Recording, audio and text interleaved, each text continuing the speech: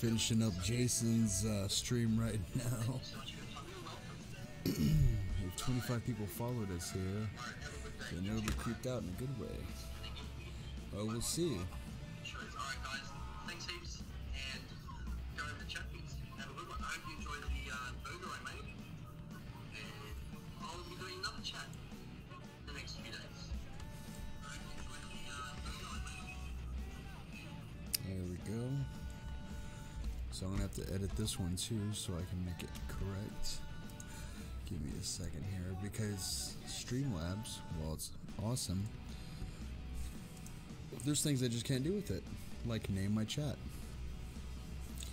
What is going on with this? I've got purple going on here. Let's make it blue for now. Blue, no, I'm not gonna do that. I do believe I've got some more art. Oh yeah, there we go. Now you know what? I like part 2. There we go. I really like the Grim Reaper fishing. Hey Jason, what's going on, Bubba? How you feeling? Appreciate the you telling everybody to come over. So we're still on the lookout for this little bear right here. If you see it creeping up on me, you let me know, please. I shot at it the other day, and I haven't seen it since. I'm not joking, it went that way.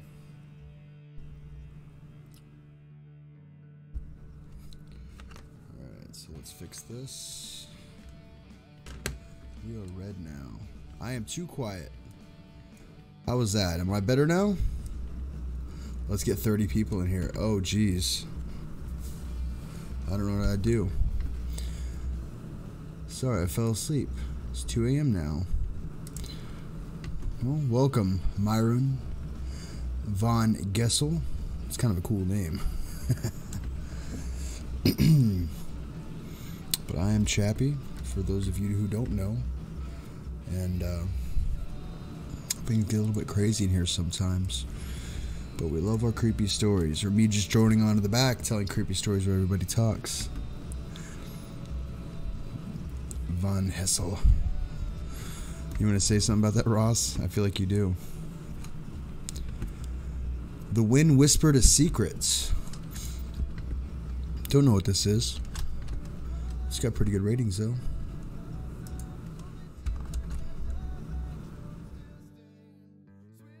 Oh, there's David. How you feeling, buddy?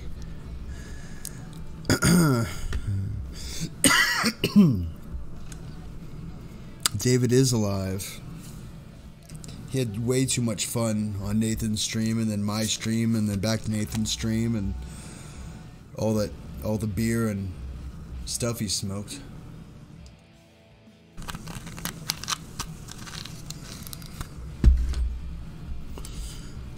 Trust me, I know Dutch spellings and its pronunciation.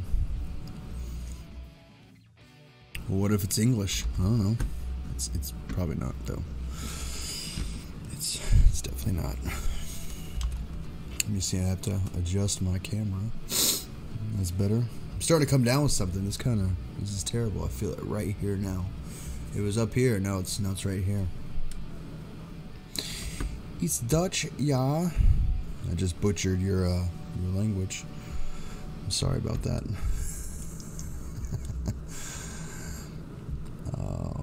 Mentioning the number of the David. Yeah. If you're ever lonely and you want to hang out with David, you draw a circle and then you write this number in the center of the circle. And the 0 make it a star. David will appear to you. High as a kite. He's like the Candy Man, but like a little bit more non-safe for work, and a lot less like kill you. Does that make sense? I think that's how it works with David. David bought an awesome version of Oh, what was it? Streets of Rage 2, but instead of the Streets of Rage characters, it's the Teenage Mutant Ninja Turtles for Sega Genesis yesterday.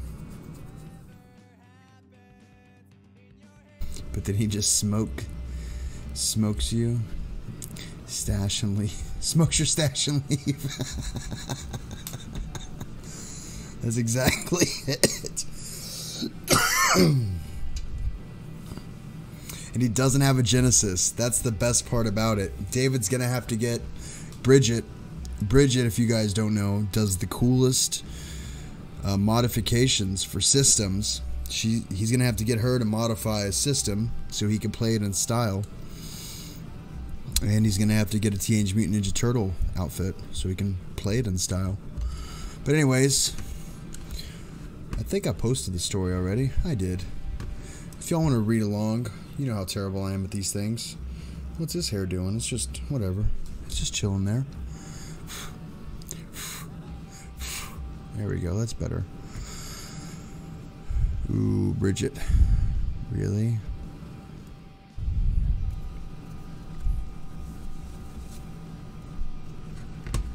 Kevin Boston 7. Yo.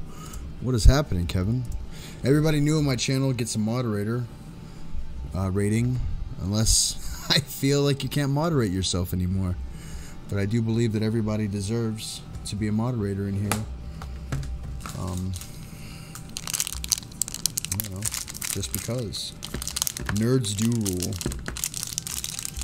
What the crap?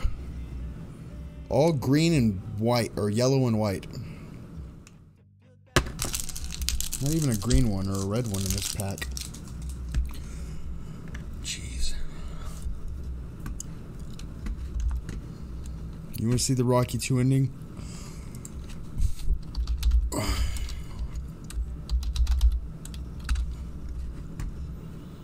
I don't know why this creeps you out, but it's this one right here.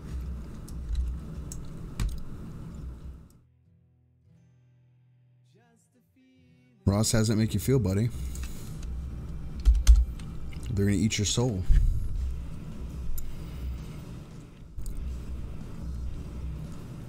That's a yellow one. I think I just ate a white one.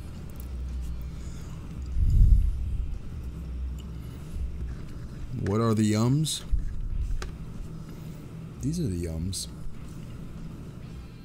White ones taste weird. The white ones are the...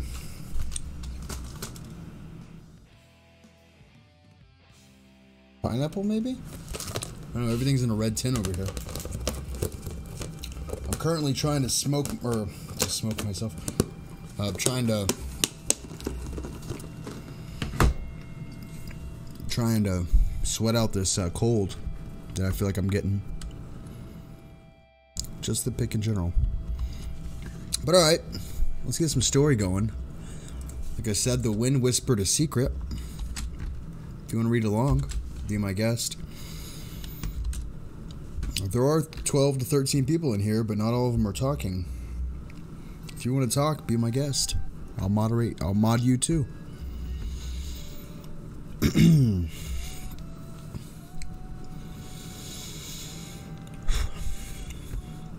I sat on my balcony, preparing to smoke the last cigarette of the night. Sounds like me. It was late. My bones themselves were tired.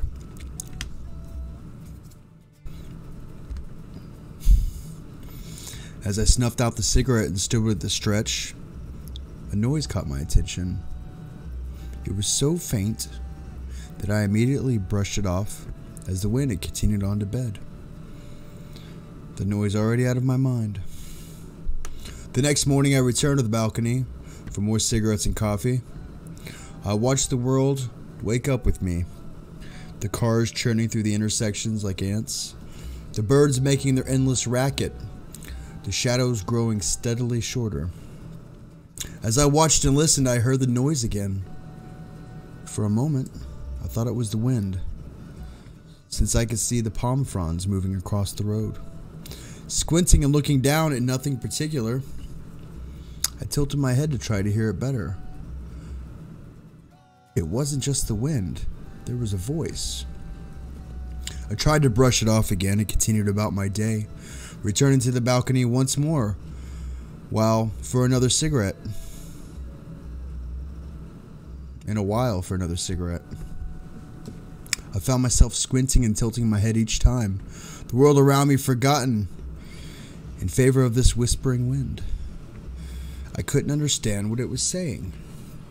It was like a voice on the television in a room down the hall, stifled by 3 or 4 walls between us.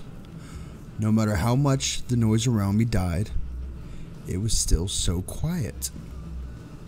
I had another cigarette and coffee with my lunch and that damned wind to keep me company as I sat on the damned balcony. I guess they're frustrated. I felt strange. Felt almost as though I weren't myself, as if I were an actor in a screenplay of my life. I instinctively knew my lines and every move I had to make. I began to fear the voice in the wind. Dinner. I still sat on the balcony as I ate. I didn't want to eat. I just knew I should. I wasn't even sure what I was eating, but I still ate it out of necessity. I lit my cigarette and finished intently.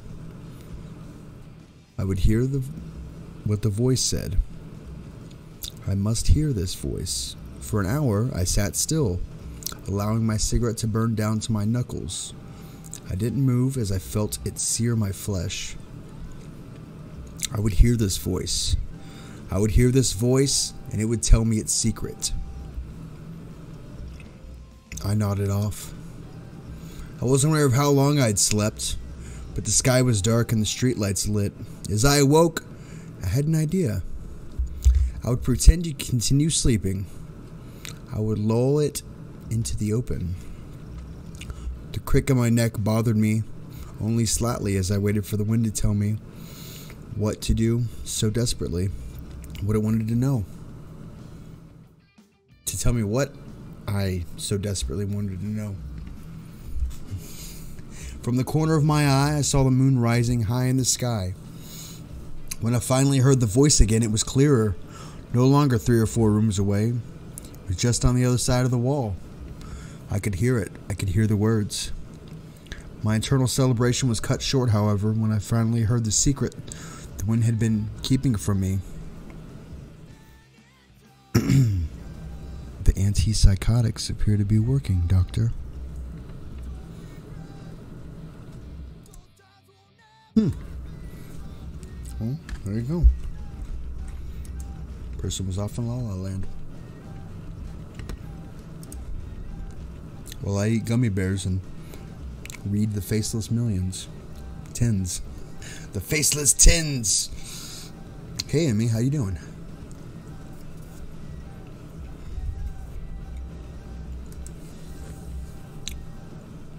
Pip is bourbon.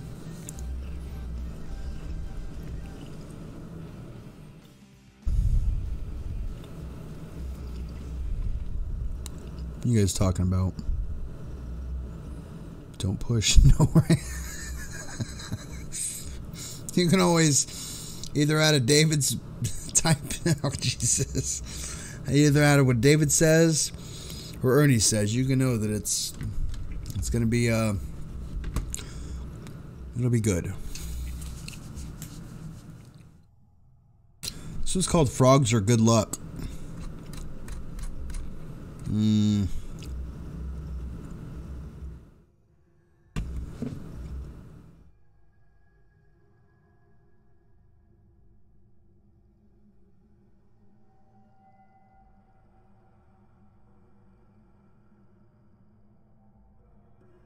Doing great, cleaning and listening to the stream, and watching David poop. What?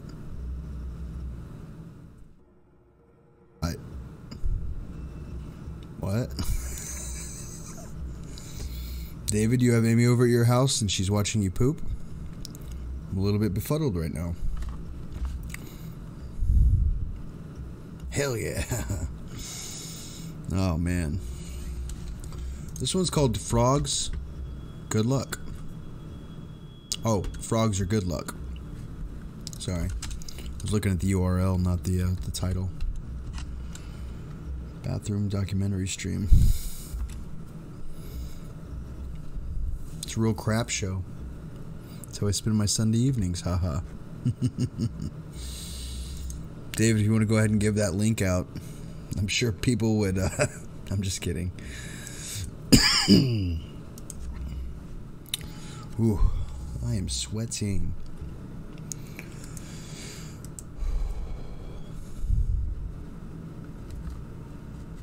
Oh, he already did post a video of him pooping. Oh, let me go see that.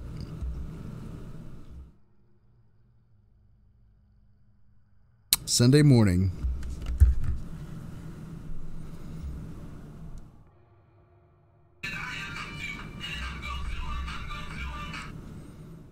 Is this it?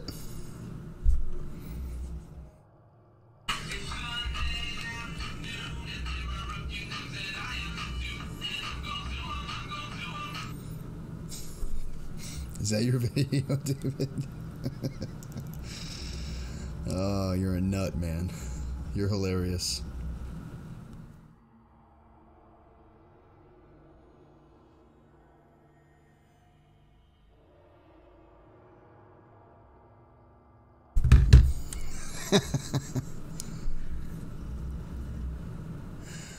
Oh, man. No, he posted it for us here. Yep.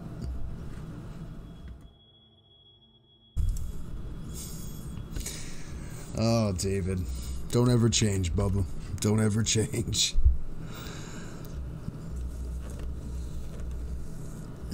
You got Chappie's live reaction. Oh, man.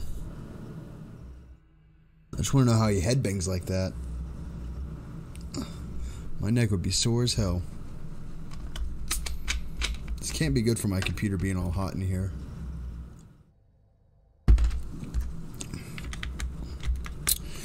Anyways, this is an 11-minute story, so let's get to it. Yeah, bad for your brain. Never ever. You had a similar voice to Johnny Resnick. You have a similar voice to Johnny Resnick or Edwin McCain. Who's that? Me?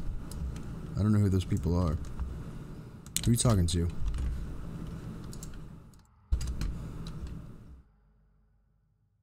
Brain tough.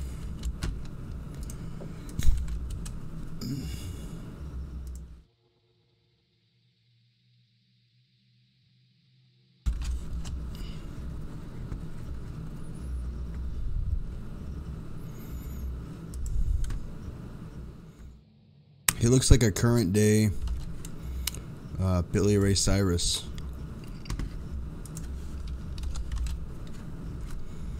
I feel like, or no, maybe an older Billy Ray Cyrus. I don't know who these people are. Oh, Iris. Oh, freaking duh. Goo Goo Dolls. And this guy.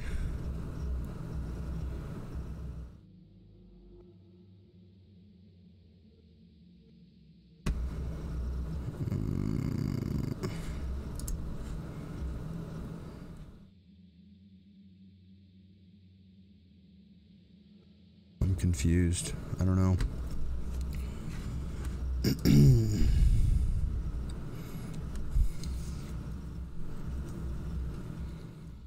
Oh, Chappie is my little baby sass.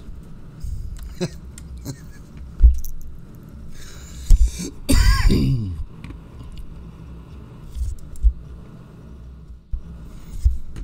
don't know what you're talking about, Bubba.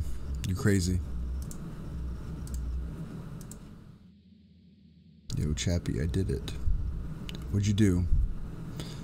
Sassafras, lol, jobless.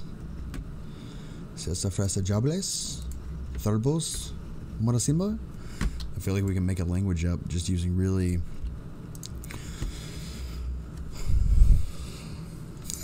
We're losing people already. I think y'all are the coolest people ever.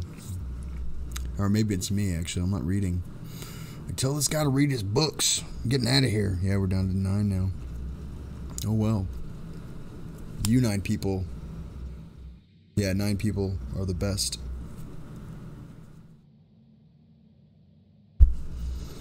Tenacious D thing.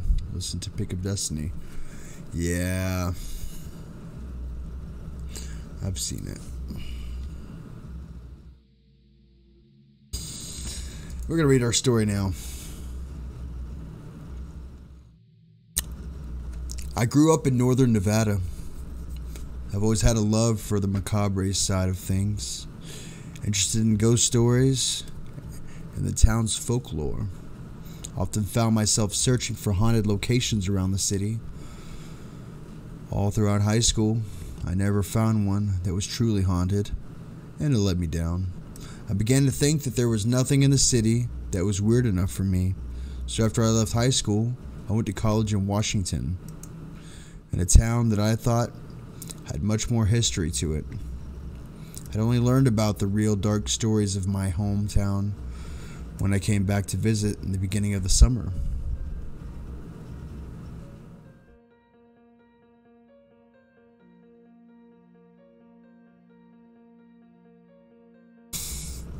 During vacation, I was a worker in the summer at the sushi restaurant that had employed me a few years before. I only really got the job because most of my friends were still working there too. I was up talking with the sushi crew, and they invited me to hang out on the North 5th and talk about life and probably smoke a little. David knows what we mean. North 5th is a street that leads, as you would guess, on the north side of town. If you follow it, the nicely paved road, out far enough you'll come across a little cattle guard. The pavement will give way to sand and dirt rocks.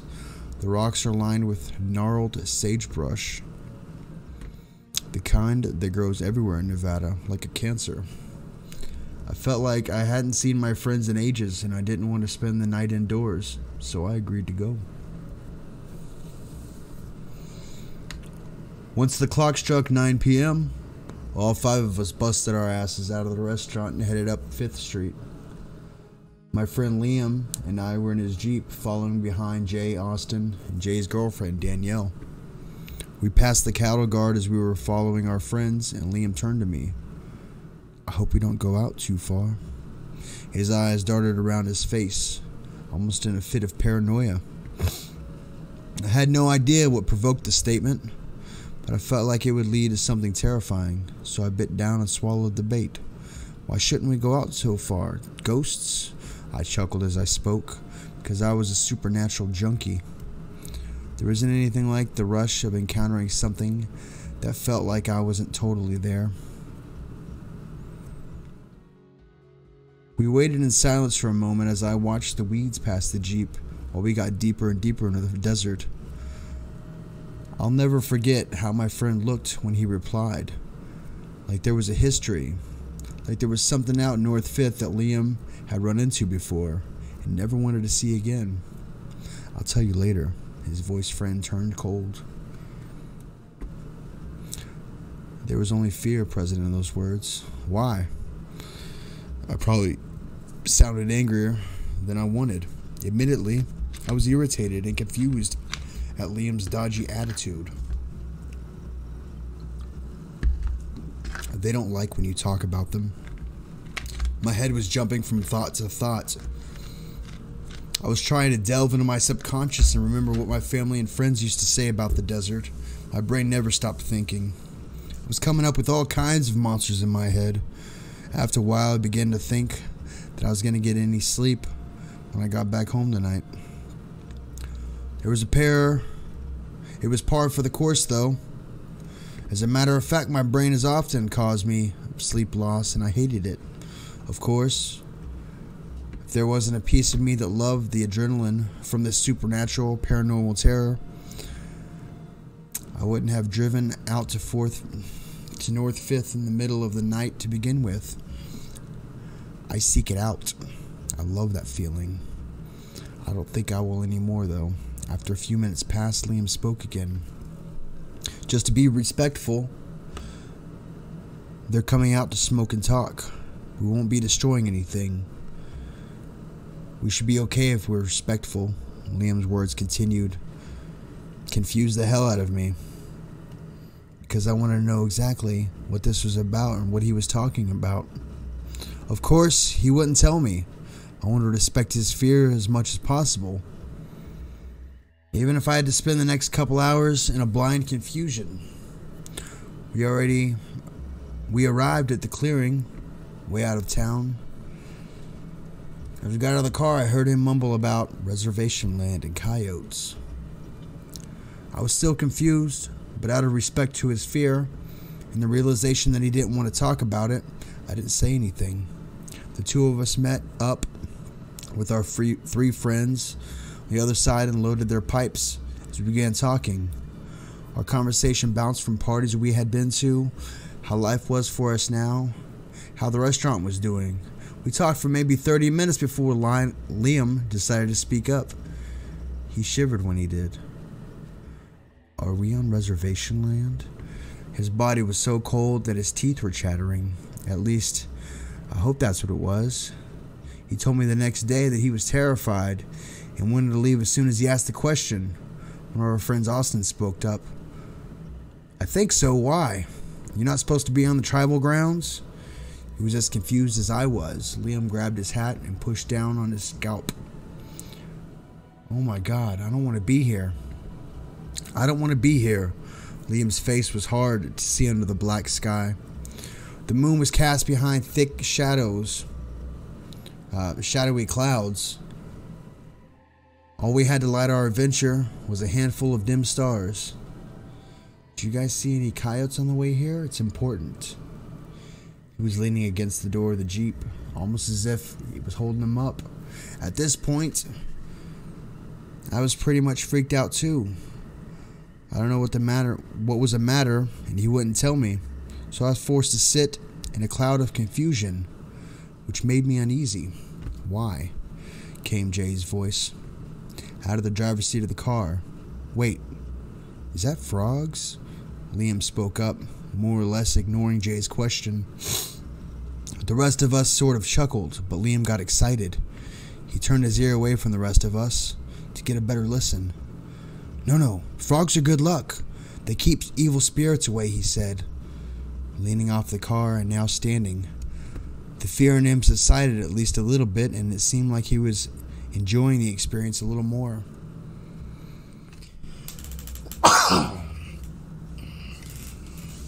Are you talking about skinwalkers? Is that what you're afraid of, Austin? Austin let out a laugh.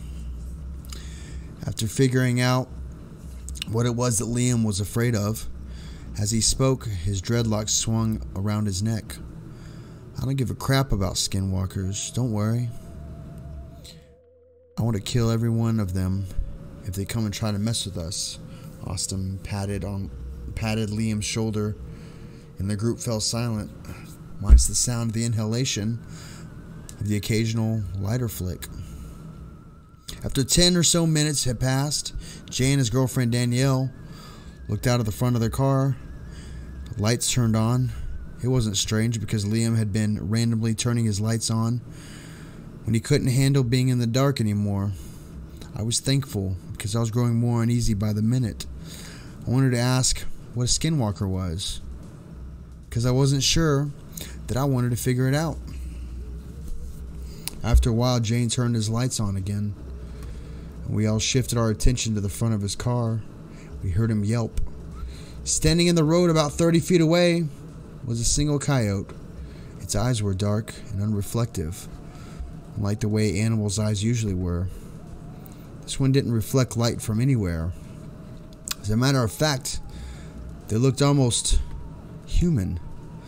But they were devoid of emotion, and staring at us. It wasn't a blank stare. There was intent in it. Liam and I had screamed out. But Austin remained quiet. Meanwhile, Jay and Danielle had tightened their grip on each other, and Jay was trying to keep Danielle calm. See, we all knew deep down what skinwalkers were. We knew the stories. We were hearing them since we were kids. According to some people, you could find yourself on an Indian reservation at night and can cause a ruckus, or even just doing something you weren't supposed to be doing. They will come out. They will crawl from the shadows and peer over hilltops. They are subhuman and often come disguised as coyotes, vengeful creatures. The only way you know you're really looking at one is by its eyes. They will never look natural.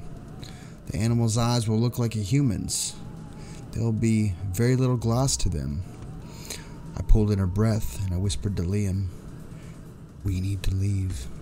I watched the coyote with him as he nodded his head at me, opening the Jeep door. I slid slowly in from the side of Jay's car to the door of Liam's Jeep. My eyes were fixed on the coyote's eyes, and it followed me. It was staring at me, unblinking, as I climbed into the vehicle. Before I broke eye contact, I could have sworn that I saw a smile. The sight of its fangs shook me to the core, long and sharp. They seemed to glow in the night. It howled, and was met with an echo of howling all around us. The sound of the dogs bellowing everywhere in the canyon twanged at my soul. It was an evil sound. The worst part is that it was just out of sight. The lights from our cars bathed the ground in front of us and illuminated the coyote. But on the edge of the light, my eyes caught multiple pairs of feet. There was maybe 10 people standing there behind the coyote, staying out of the light of our vehicles. Their skin was dark. It was dark and unnatural, like it wasn't really attached to its flesh, like it could slip off at any moment. The feet then began to move towards us, from dark-skinned ankles covered with mud and paint. The light slowly illuminated the hunched-over figures. Their knees were scraped with rocks and dirt, their legs covered in blood. I couldn't bear to see the full figures, so I slammed my eyes shut, and Liam shifted his car into reverse. Liam backed out of the clearing that we were parked in. The trees passed us, and I wasn't sure that I could see glowing eyes in the shadows. The way that legends go, when the skinwalkers were in their human form, they would have the gaze of a beast. Their eyes would never match their bodies, always shining when they weren't supposed to be. When they were backing up quickly, dangerously, I don't believe Liam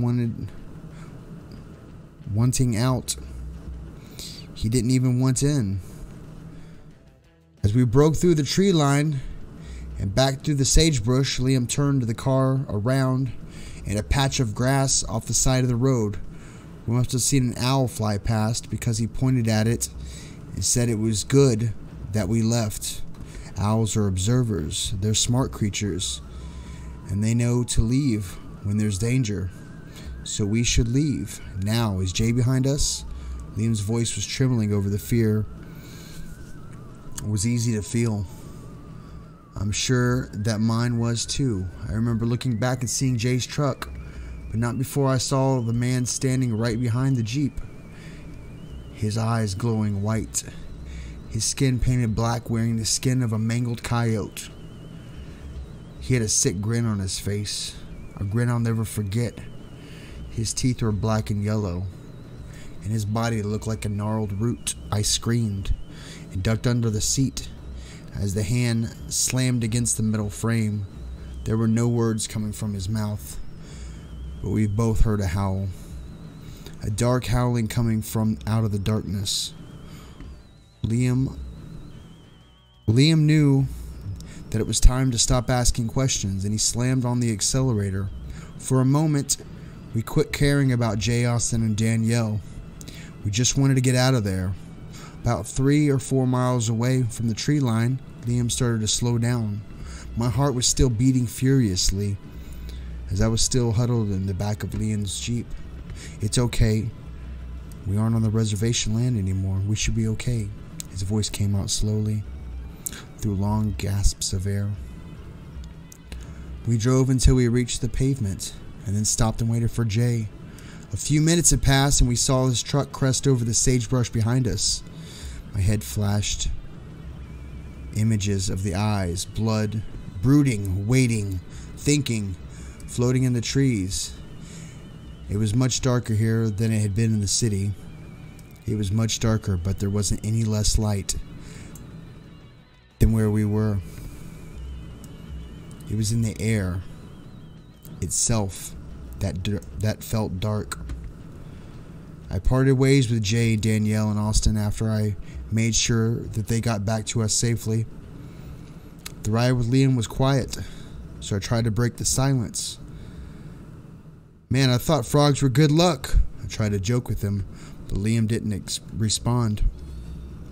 He just pulled onto the street and drove me home. The silence bothered me. I felt bad for Liam because I didn't want to be there. And yet we talked him into going out with us at work. He pulled up to my home, and then we parted ways. The next day we all talked about the experience. I still didn't get a lot of information about them, so I left work and did a lot of research. When I got home about the skinwalkers, none of the natives wanted to talk about them, so it was hard to hear the local stories. I did find out some interesting things online, though. They say that they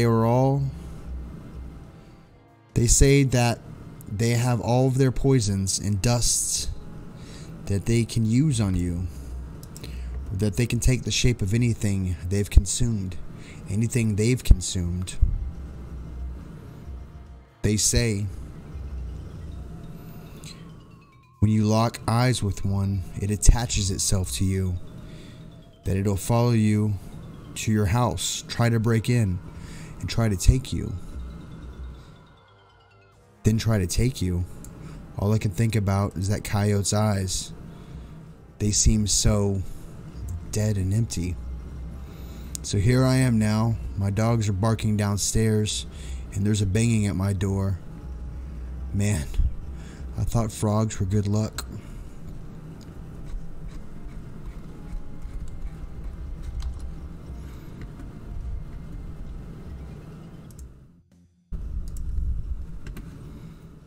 What's up, Forcep?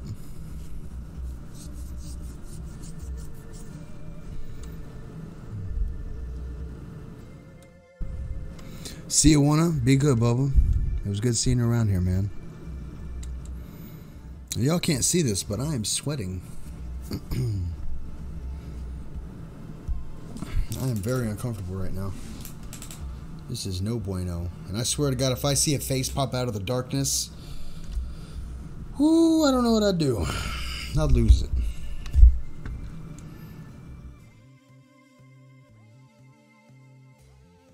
Peace, Tijuana. Be good, man. I lost a sock. Damn, that sucks. Now I just want to play with my coyote's call. Last time I was attacked by... What, Ernie? Like, I feel like stuff that can only happen to you, Ernie. Like getting preparation H in your eye. Or having a bunch of couches on your land.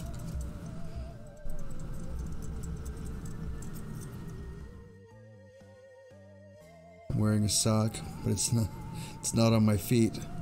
Is it on your hand, like a hand puppet?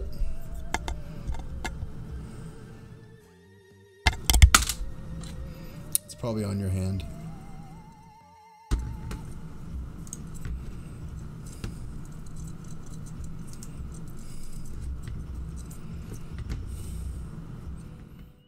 The theater.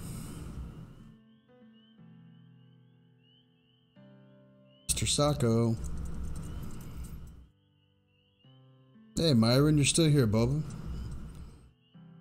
Hopefully you're enjoying these people. They're not too much for you. I did say that they are the best people on YouTube, and I meant that. Sure, they're a little bit weird, but they get it from me. Hey, MLS83, how you doing?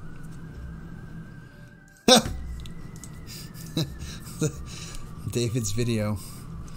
I feel like we gotta submit that to Slam Dank. I'm probably gonna submit that to Slam Dank, David. Or you can. And it'll be a bunch of people will see it. Mr. Fribble is very cross. What's Mr. Fribble? They okay. Just don't say. Oh, I lost it last night, man. Doo doo doo doo doo doo doo doo. Oh, I never really watched Red Dwarf. I didn't embrace my nerddom until much later in my life.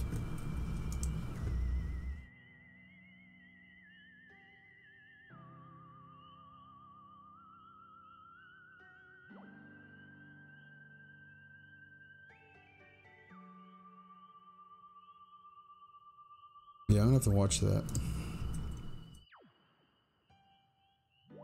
Good cheers. Sorry I couldn't make it the last two streams. MLS, you're alright. We're glad you're here now. We got 13 people in here.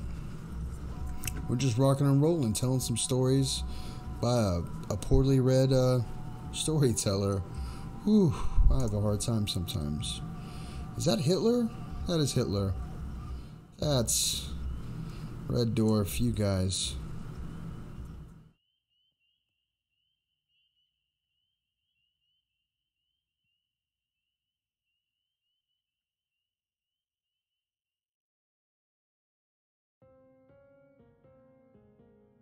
A manly man.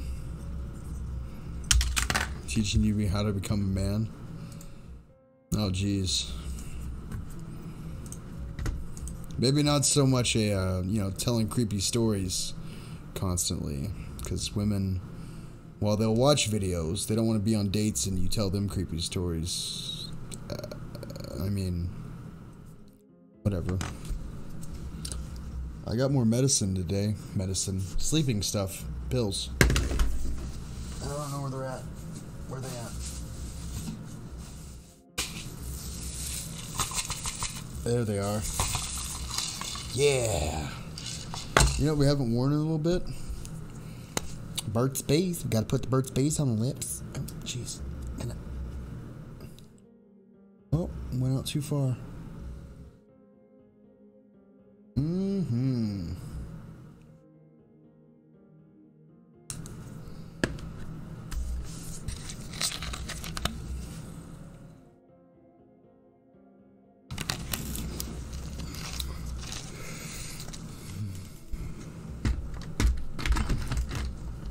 What kind? Do they work? The Aleve PM? Yeah, it works pretty good. I'm going to be taking some here in about 10 minutes. I usually end the stream by about 9. Got one. Got a story. It's called The Theater. So if you want to bear with me for uno mas, and then we'll take a short break, and then we'll maybe eat some ice cream. I want some damn ice cream. The Theater. Have you ever heard of an old PC game called The Theater? Yeah, I didn't think so. Probably because many people say it doesn't even exist. You see, The Theater is an old computer game released around the same time as Doom. Today, if you wanted to find it, it's only available on crappy bootleg CD-ROMs, which more often than not don't even actually contain the game. They actually contain legitimate copies. Oh, the actual legitimate copies that they say were released back in the day feature a black cover with nothing but the sprite of what has since been named the Ticket Taker. He is simply a poorly drawn, pixelated crustacean. Caucasian.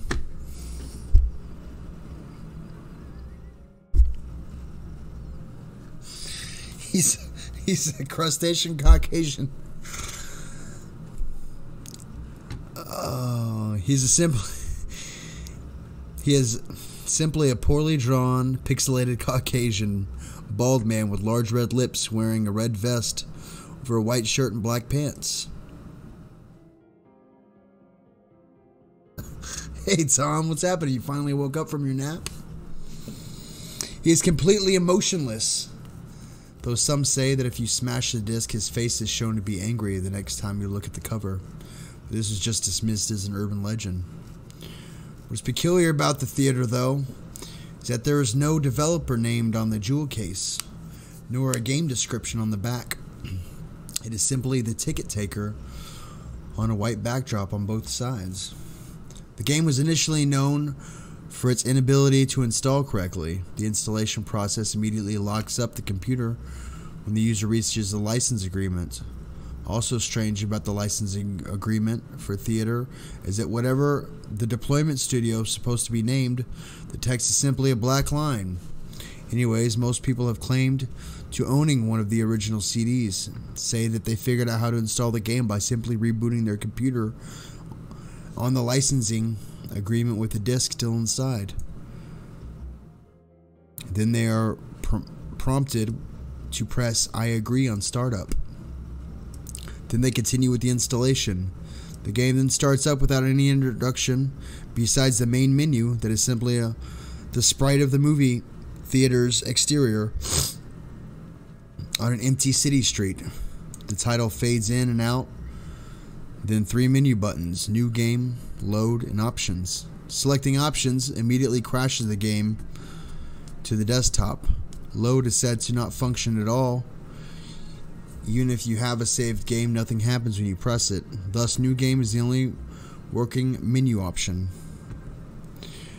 Once it is selected, you are in the first person view. You are standing in an empty movie theater lobby, with the exception of the ticket taker standing in front of a hallway. A dark hallway, which one can assume leads to the theaters themselves. There is nothing to do but look at the poorly drawn, mostly legible movie posters, or approach the ticket taker. Once the player moves towards the ticket taker, a very low quality sound clip plays. Thank you, please enjoy the movie, along with a speech box saying the same thing. You then walk to the hallway, and the screen fades to black, and you're back in the empty lobby, and you do the same exact thing again and again. While this may sound like a really horrible game, the number of peculiar things occur as you play it. The number of times you have to continue into the hallway after giving your ticket to the ticket taker before the strange events happen is unknown. Most state that is completely random. It can take anywhere from the first playthrough to the 400th. What happens though is it has deeply disturbed some players. The first occurrence was when the player fades in after walking to the hallway. This time they will notice the ticket taker is completely absent. The player then... That was a weird noise. Hell. The player then, without any other options, decides to walk into the dark hallway. The sound clip of the text box mentioned previously is still played in absence of the ticket taker. But when the ticket taker walks into the when the player walks into the hallway, the screen does not fade out. It goes pitch black as they walk deeper in the hall, but the player's footstep sound clip is still playing as they continue to push the up button on their keyboard. Those claiming to have played the original game report to have felt extremely uncomfortable walking down the hallway, anticipating the whole way something horrible happening. Well, eventually the player is unable to move forward. There was nothing for a few moments before a strange sprite that is described as a ticket taker, but with a squirrel on his face, appears and stands before the player.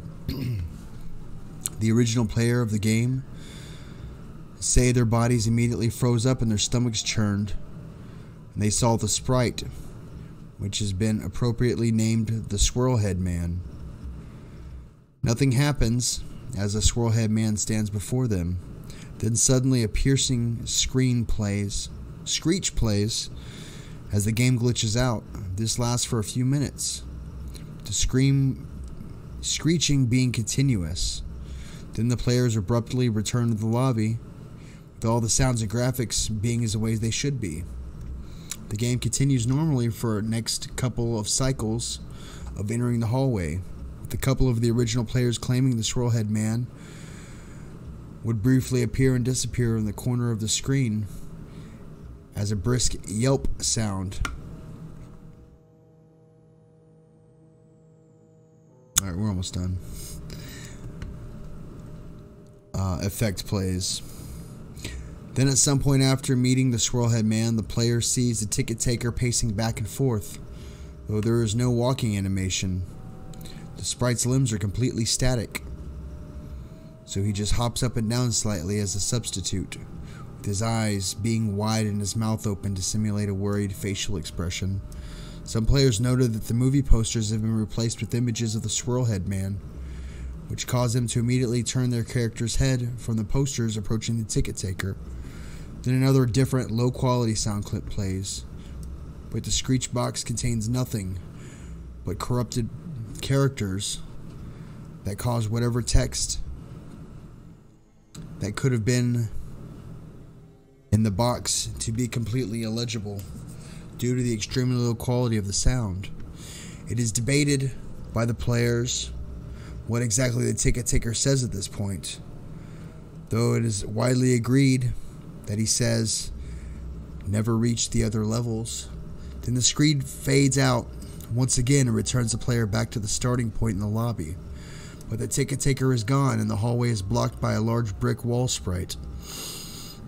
Touching the brick wall will immediately crash the game. And that's all there is to it.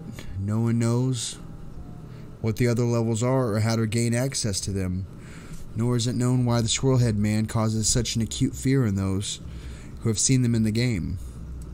All the original copies of the theater have either been lost or destroyed, but the creepiest part is the fact that all the original players of the game claim to occasionally see brief glimpses of the Swirlhead Man out of the corner of their eyes.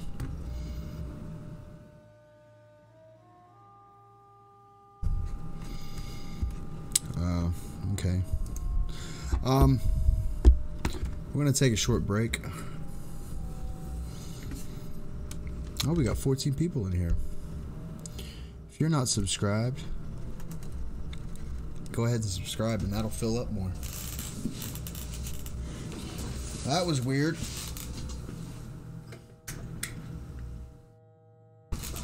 It's fairly warm in my room and I just felt something cold brush my neck.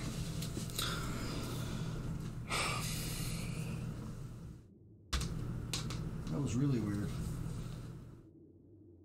I don't know what that was at all. I've got a cable here.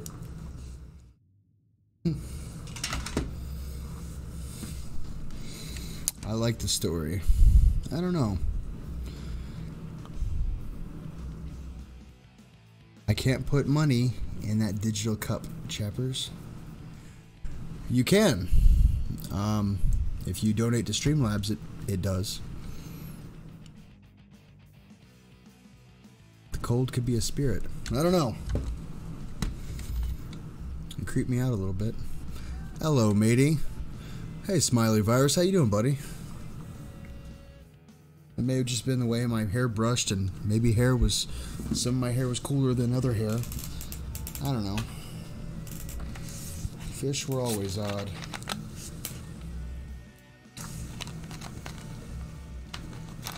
Tiny alien potatoes. You might need to explain that. Everyone loves boobies. Everyone does love boobies.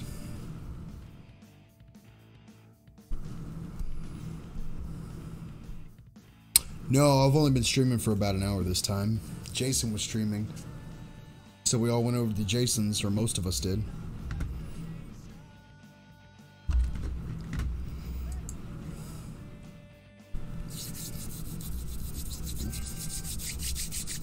But I will chat with you guys in the chat. I'm gonna smoke a cigarette. Because, you know, that's good for a sick throat, right?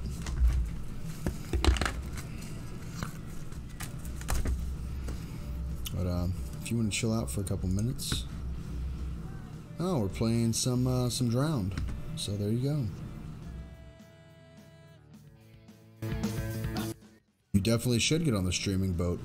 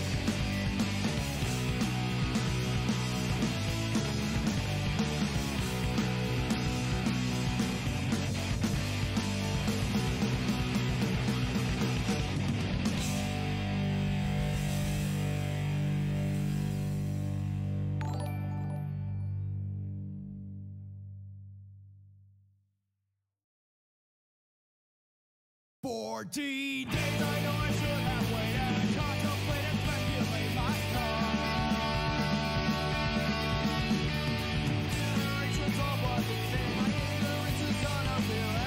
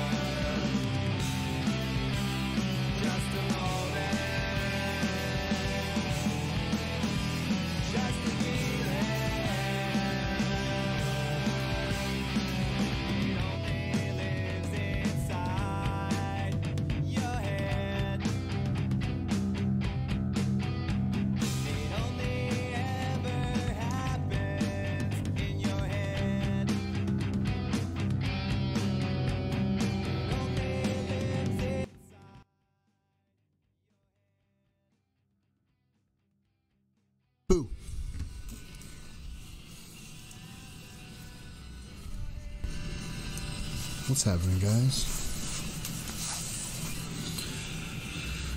Do you guts prefer white or red wine? No, I don't like wine at all. You guys like red wine? No.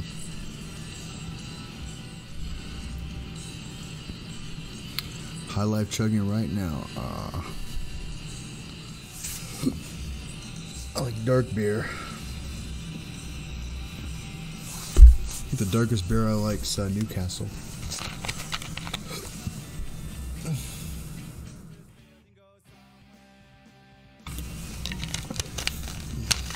I think if I had to pick a wine I liked, it would be like a Moscato or something. I think that's a wine, right?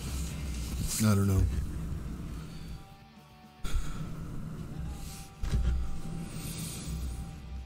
Hey, we got 14 people in here. ¿Qué pasó, people? I kick my boots off like a demented kind of Mr. Rogers or something. But I don't got shoes to put on over them, so. This dang cable is gonna get smashed again, and it'll never work. Hey, Grin and Ferret. How you doing?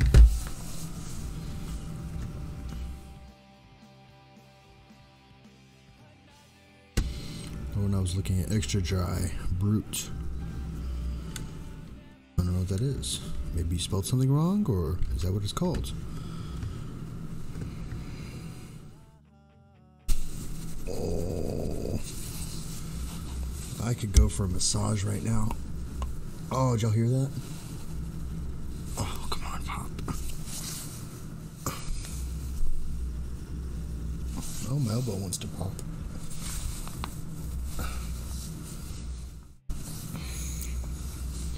Champagne. Oh. I drank a cider once, and it was 9.5. It was awesome. Hey, Angela. You changed your name again. Modelo is tasty, Civ.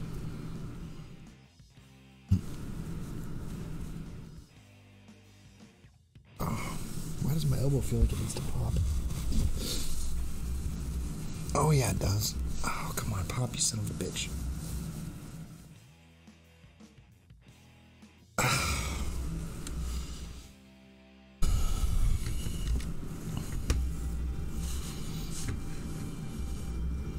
don't know, I'm a simple man. I just wanna get drunk and hydrated at the same time. That's why I like Coors Light.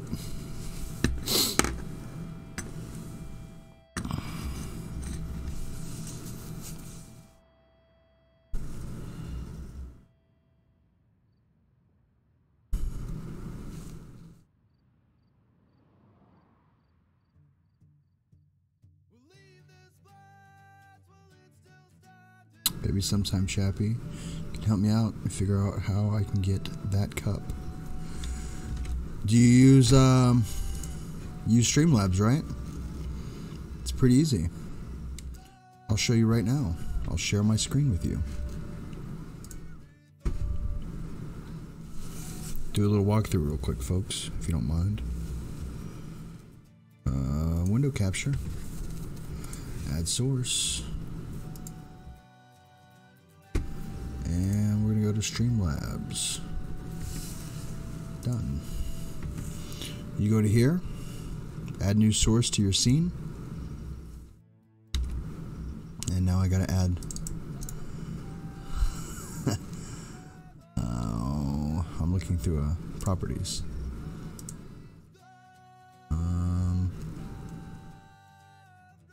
Settings.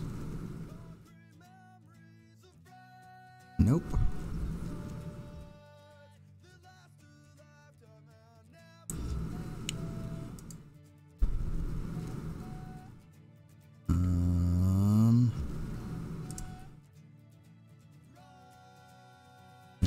Hang on, I could probably find a better way to do this.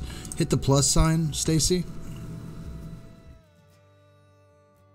And then on the right hand side, you have widgets. You have to have widgets enabled. You get widgets enabled from your dashboard, I believe.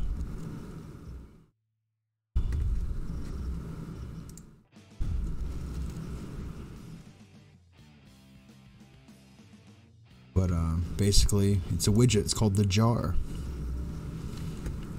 And you'll have some other ones under it, like the chat box, donation goal, donation ticker, spin wheel, media share, member goal.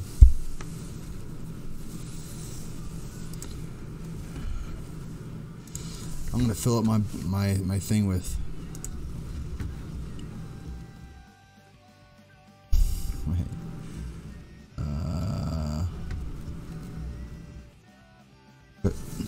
Shut down source when it's not visible. Refresh browser when scene becomes active.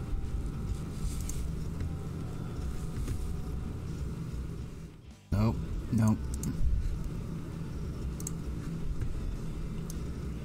Let me see. Properties.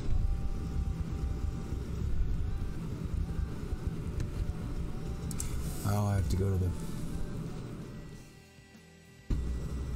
goal amounts.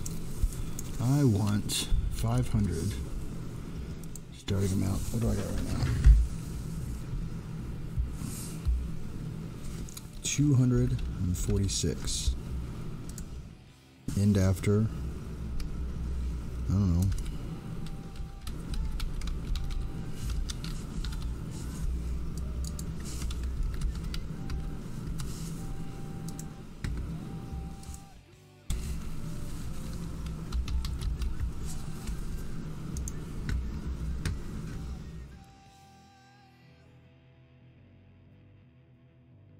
I'm gonna delete that. That's just too much crap.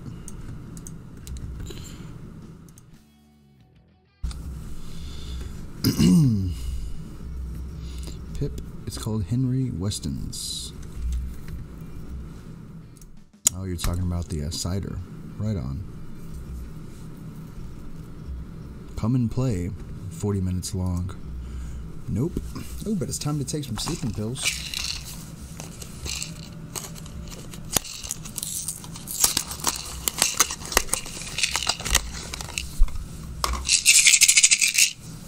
Sorry for your ears.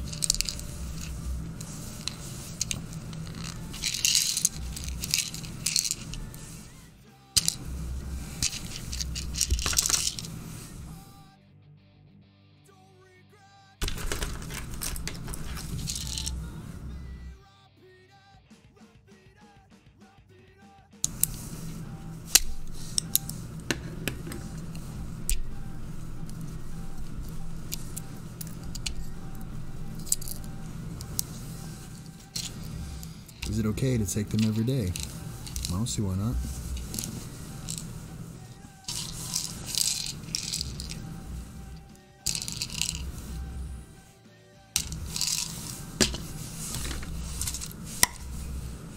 Nope. Water. Where's my water?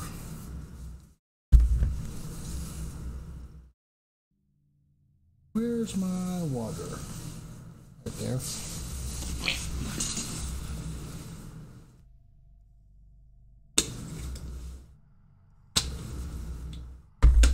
I just heard a noise.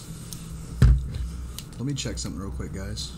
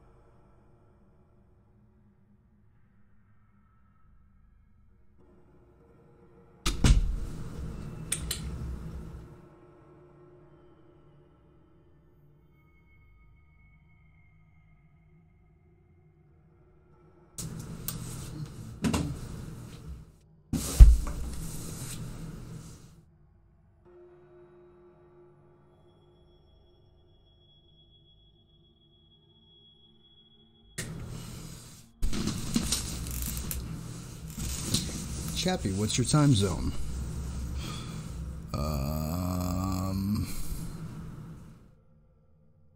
No, I don't get all suited up like Rambo.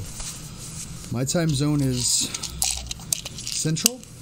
It's It's 8:17 for me right now, bud.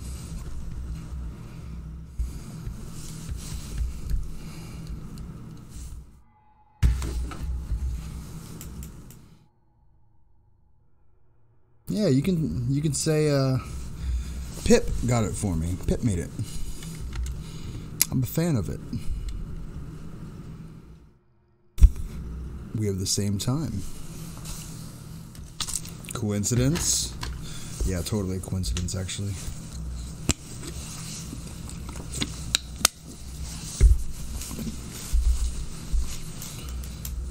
Pip, you still here? You're just being quiet? I don't know. We will see in a moment. Yeah, I like it too.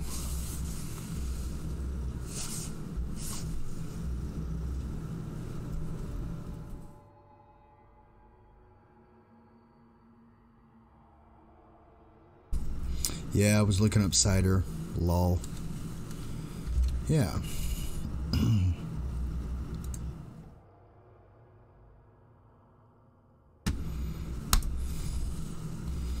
I'm 7 hours in the future. You're a time traveler.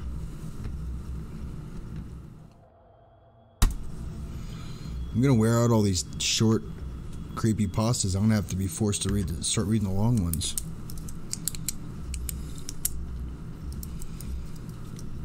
Yeah, I'm a big fan of the smiley she made me. You work on your shirt again? What's the shirt gonna say, Bridget?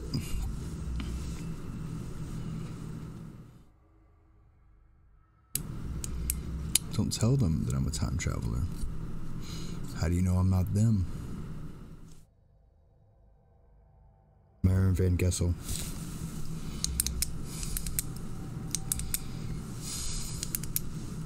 Bad Wolf. It's a pic of Dad. Nice, Bridget. It's cool, like someone poked out the Cheshire Cat's eyes. I like that.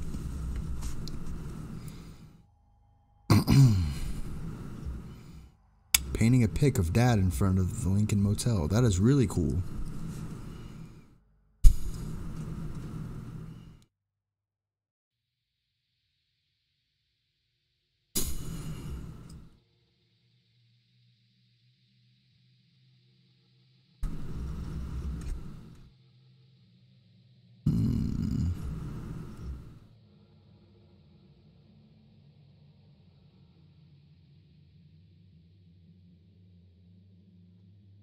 Uppity timey-wimey stuff. What if you are the Bad Wolfie? You don't know. Maybe I'm just trying to pacify you right now. You'll never know.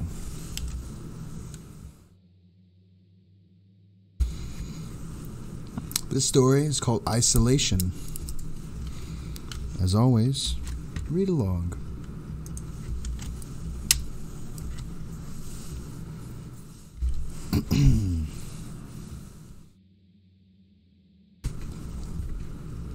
As I write this, I'm still struggling every day to pacify the darkness. However, I've been able to somewhat rid of it. My surface consciousness. It resides somewhere layers down in my psyche, and it could certainly come to the surface in a moment's notice if I'm not careful. The tiniest stimuli could easily bring it all back, which is why I've lived a very simple life of isolation, where little to no stressors occur to bring out these thoughts. One may think that isolation will make it worse, but that's not the case. That's how these things work. The more these thoughts come to the surface of our consciousness, the more we will allow our mind to become connected to this other dimension. And will certain personality traits, those who are observant, sympathetic, and free-spirited, this is where the struggle comes to play. Most people will remain oblivious to this, especially those who have never seen the darkness in their life in the form of trauma, for example. They lack the sensitivity required. Once they have some kind of darkness in their lives, we understand it exists. We understand how it feels, as does the mind. I have seen the darkness in my life, and years after seeing it, my mind was hit with a way of dealing with it. I live alone in a rather large house. It began with visual flashes of these amorphous creatures, which still hit me from time to time. They would push themselves against the glass doors, as well as the windows of my house, of which are many. Their skin would press up against the glass, increasing the surface area of it, changing the color, taunting me to interact with them. With the shutting of my eyes and the tightening of my fist, the thoughts of sanctuary, they would seem to go away. Remember that these were purely flashes of my imagination. I did not take them as haunting or anything like that. There was a lot of space in this house to be filled with hellish thoughts. I've had flashes of fire imagery, as well as blurred beings gazing at me. After a few months of increased paranoia, I realized that turning on the TV really helped me get through it. I would focus so hard on things like Cooking Channel or sports, getting more involved with these things rather than I was ever before. When I really focus on these things, I only feel a vague sense of being watched, without the imagery or the sounds that sometimes come with these thoughts. I have a very skeptic TV schedule.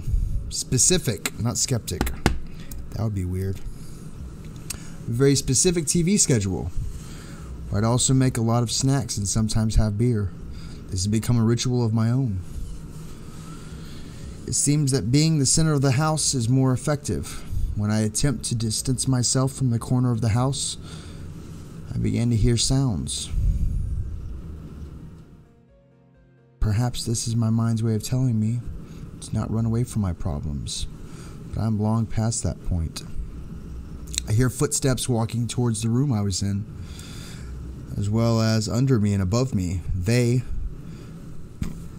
seem to kind of learn me or leave me alone if I'm in the dead center of my home. A memory of which typing about is difficult occurred in the bathroom one night. I was washing my face and had a very strict regimen I followed in skincare at the time. Even being a guy, I often felt a paranoid sense that sometimes would come from behind me as I leaned over the sink and rinsed, and do sometimes like stab me in the back. Or do something like stab me in the back. Hey Harold, what's happening, Bubba? Thanks for coming in. Stay for a while.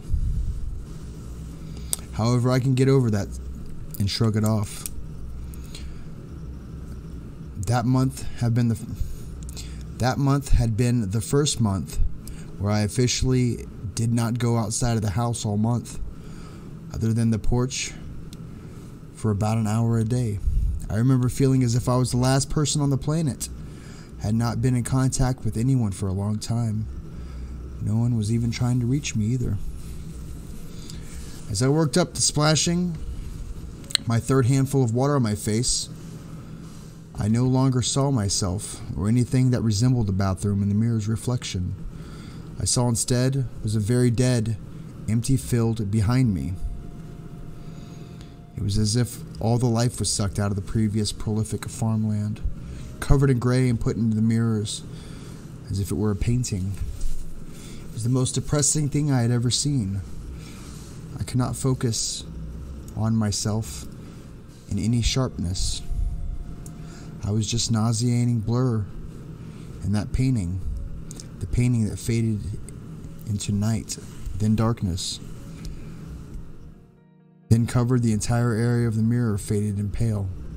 Featureless faces pushing against the mirror, as if it were glass, and they were on the other side. They all began to scream. It was a deafening, high-pitched sound, which I snapped out of. There was a dead silence, other than the sink running and I was just looking at myself wide-eyed in the mirror. I looked sickly. After about a minute of standing there in shock, I turned the sink off. I put my nightly creams on, and went down to the living room, where I was sleeping from then on. I often felt like I was being looked down on while sleeping, from both the windows as well as the tall beings looking down right next to me when I sleep. Cliche? Sure. But this fear has to be based off something primeval for humans.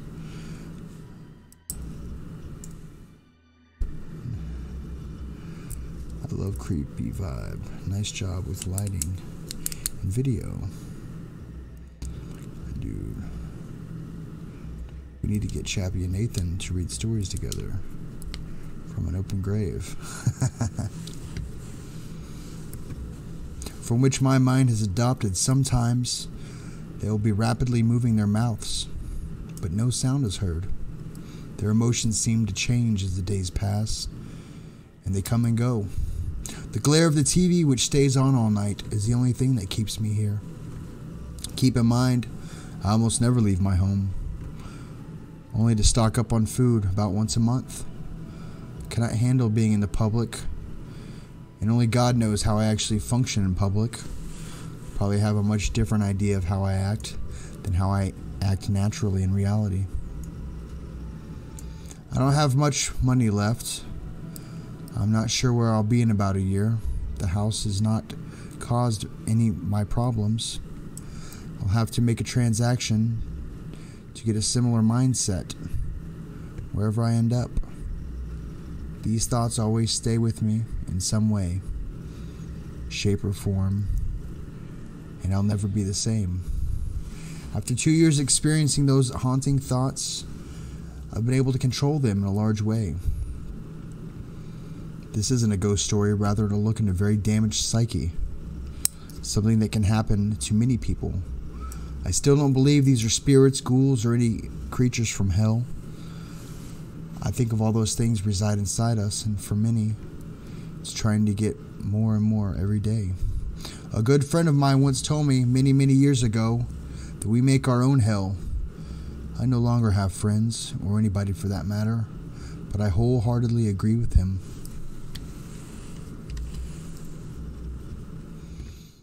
Yeah, sort of ridiculous. Were you there when they shaved Tom's head? I think I donated probably a couple $100 to that.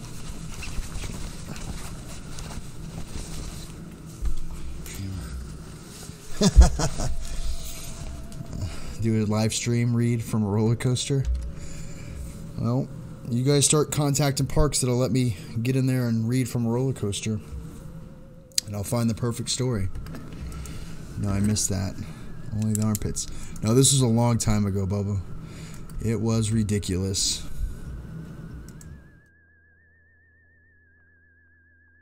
And funny as hell.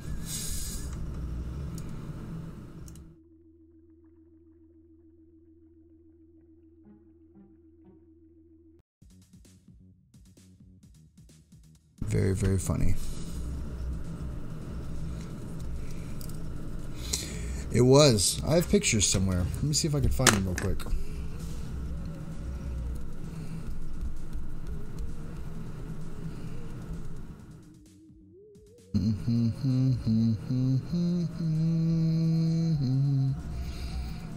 Oh, here we are.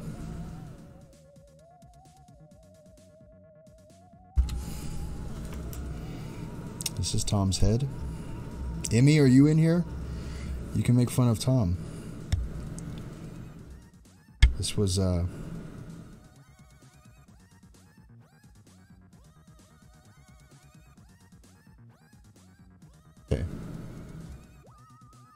Yeah.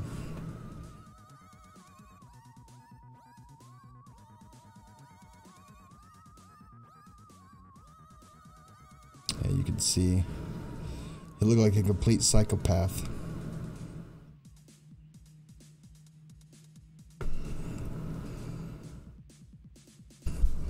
Yeah, it was $300 to shave his head like that. I'm back in bed, so if I don't respond, you'll know why. Hey, E.T. Benzer, what's happening, Bubba? Were you there for this? For Tom's head being shaved a long time ago? This was back on August 25th.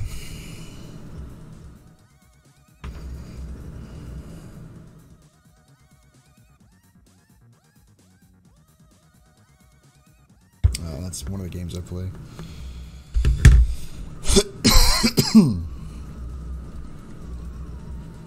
Yeah, it was yesterday. They had Seth in sunglasses shave Tom's armpits. It's a Chandram. Yeah, I saw that. I forget what I was doing. I think I was in my channel doing my stream, but I ran across it. It's pretty ridiculous. Very funny. Thinking about not doing a worse job. I like that story. They get a 10 from me.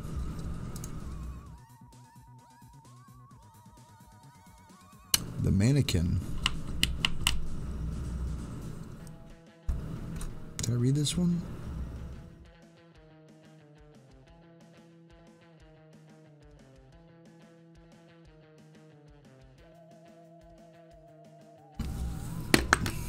Yeah, I gotta find a way. Let me find a way to transfer these to my computer. I turned off connection to my computer. Oh, because it's not plugged into my computer. Duh. I'll find a way to put them, and y'all can share them with Tom. There's my Wawa.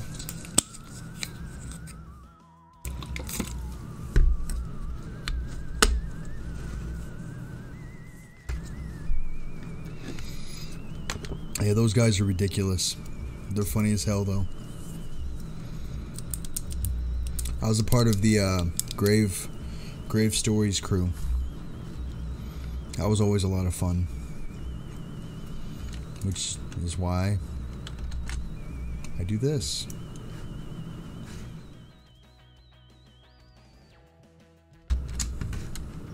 Here's this story. It's called The Mannequin. It's a short one. If you want to read along, be my guest. I think it's cute how my daughter Ryan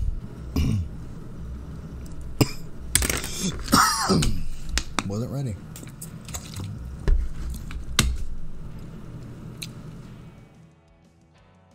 Not this one.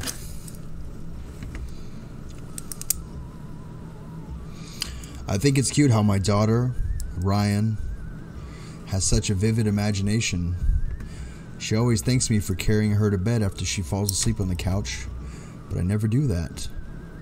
So I just figure she wakes up very sleepily and walks herself to bed whenever this happens.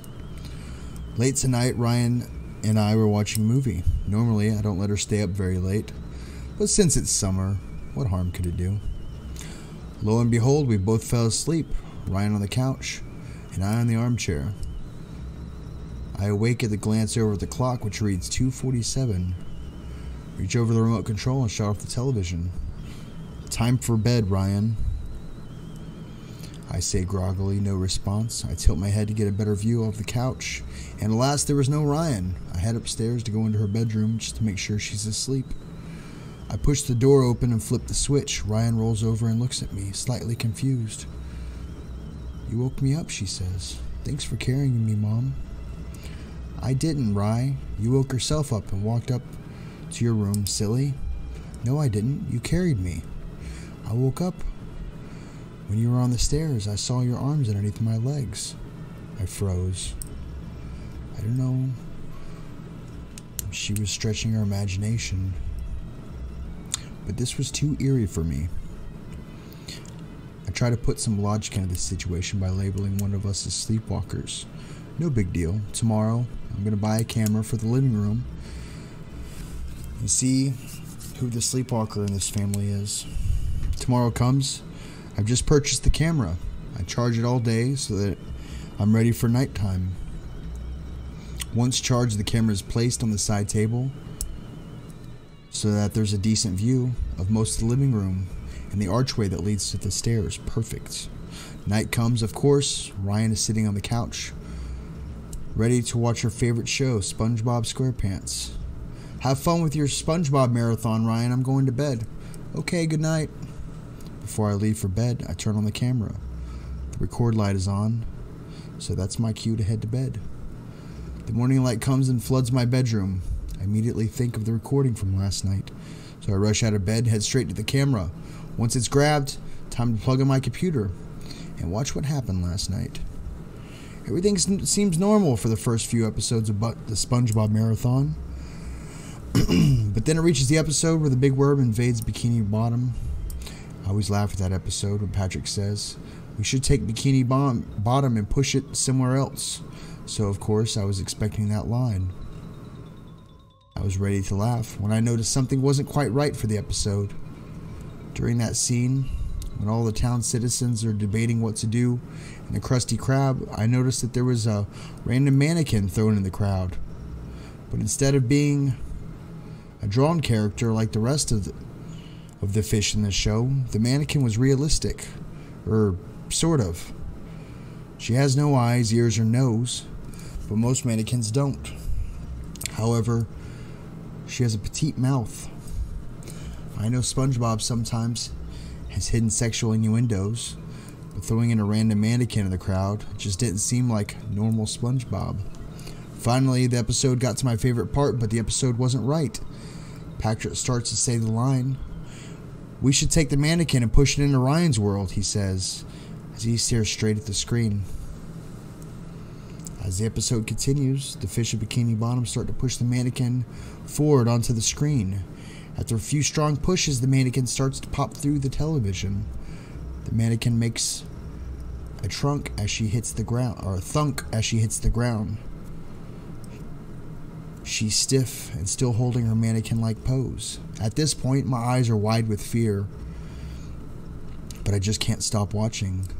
The mannequin itself is stiff on the ground for a few minutes, and my dear Ryan is asleep on the couch, not aware of what just happened in front of her. Finally, there's movement. The mannequin slowly moved her plastic arms to lift herself off the ground. Once she's up, she starts to walk towards the sleeping Ryan. I see her give Ryan a slight smile, kind of like a mother seeing her baby. Mannequin picks up my child and carries her off to the bedroom. Rapidly, I think that the mannequin might still be in the bedroom. But doing what? Who knows? A few minutes of the video passes, and the mannequin makes her way back downstairs and into the living room. Good, she's going back to the TV, making a mental note to destroy the television ASAP. But she didn't continue her way to the television. Instead, she walked slowly to the camera that recorded this entire event. Finally, the mannequin's face is taking up the entire section of the computer. She gives me that same smile she gave Ryan, but it changes quickly. The smile becomes a terrifying view of several sharp rows of yellow teeth. Oh my God, she's leaping through the super...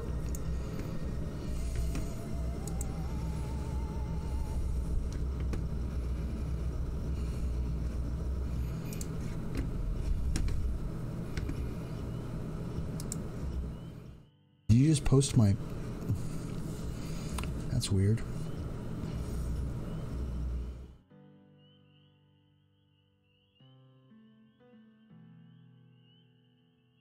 How are you guys doing?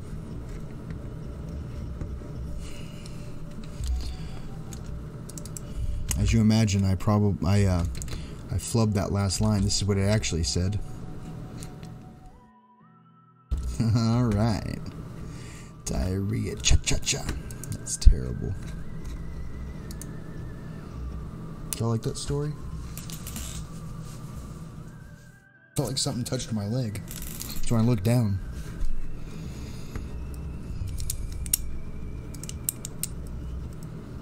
Is mayonnaise an instrument?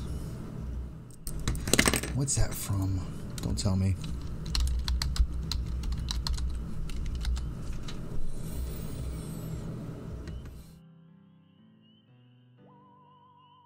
SpongeBob.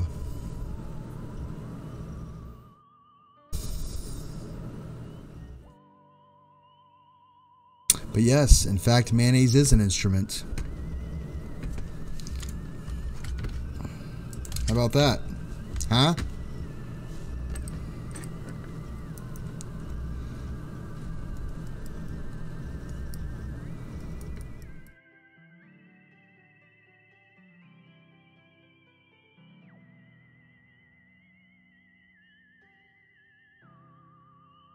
Now I gotta hear this.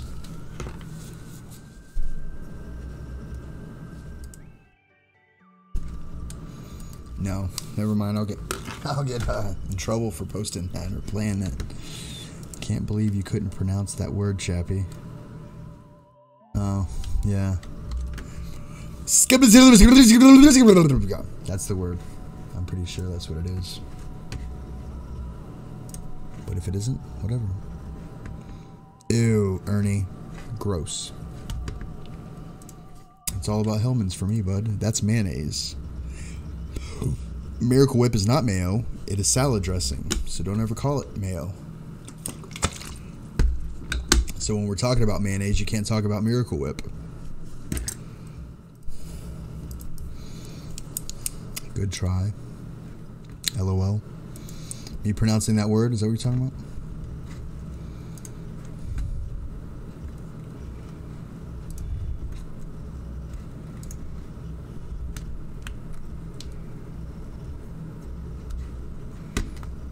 Oh. But it's so tangy. Peanut butter and Miracle Whip?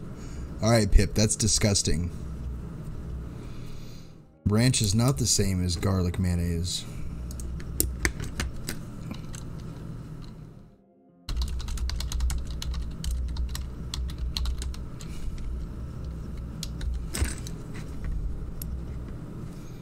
But you do use mayonnaise to make it.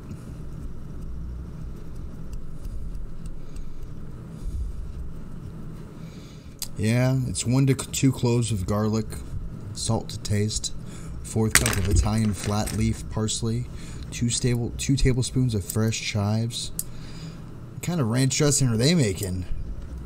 1 cup of real mayo, 1/2 cup of sour cream, buttermilk, not needed, as needed to desired consistency, and white vinegar optional to taste.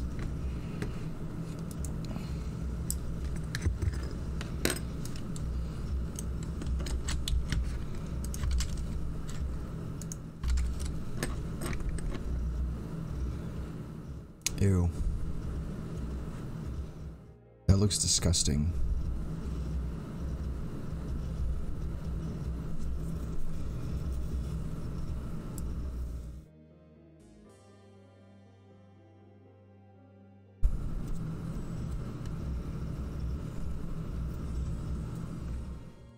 Ew.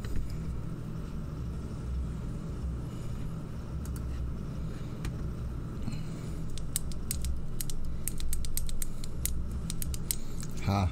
He said it was his jam. Do you like that sandwich?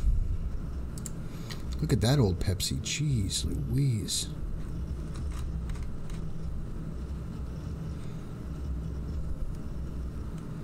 Oh yeah, putting peanuts in your Coke or Pepsi. Yeah, that's not that weird.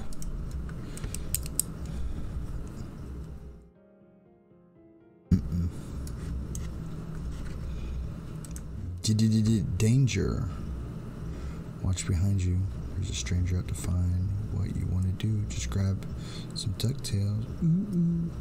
Not ponytails or cottontails, but ducktails. Ooh, ooh.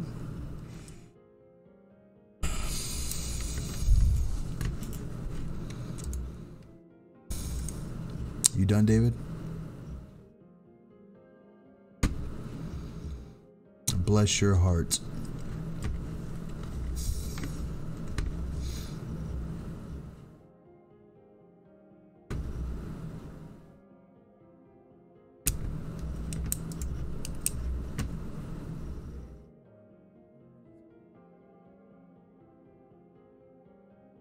Wow, Pusa's going right now.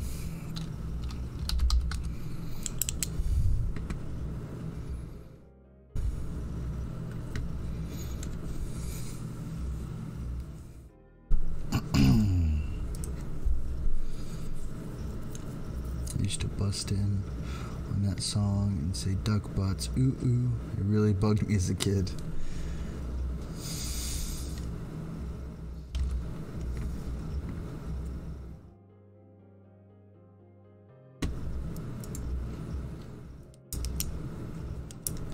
Duck butts, dad was funny.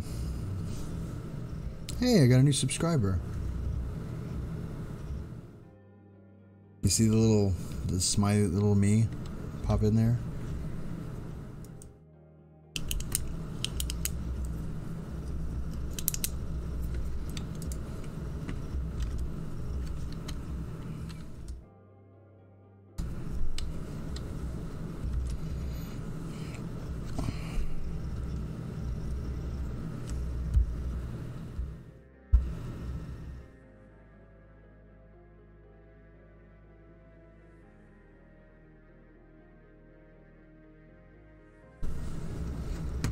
How you guys doing?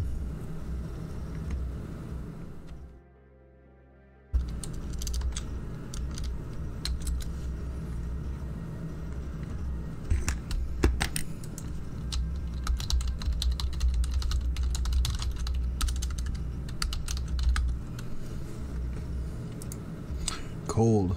I wish I was cold. I'm sweating right now. Just noticed the LA Beast subscribed to me after my first Streamlab test.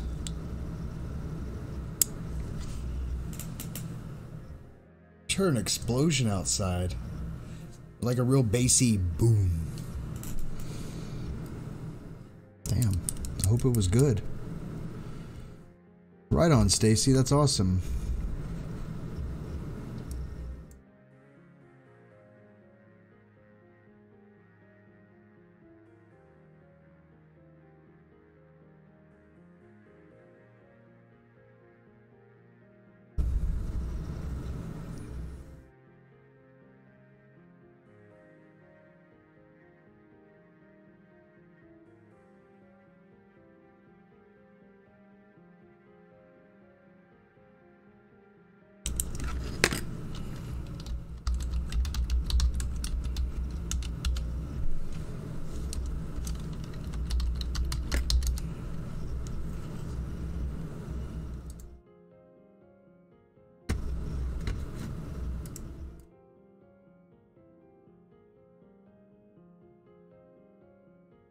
Do some Edgar Allan Poe.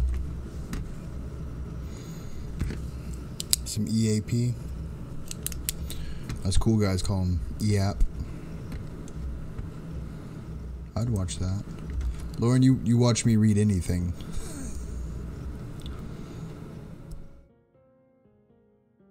OML, hubby's laptop just turned on. I'm not familiar with OML. Oh my life. Oh my. I don't know.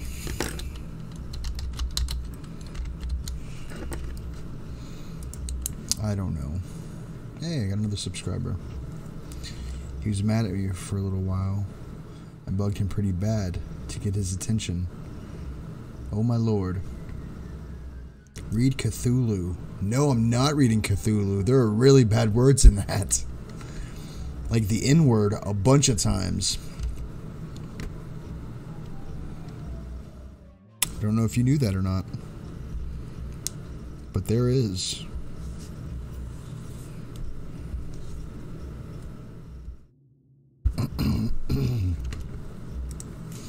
I'll have to go through and edit all the scratch. They were very racist at that time, but it wasn't really considered racism. It was the, you know, but yeah, maybe not so much.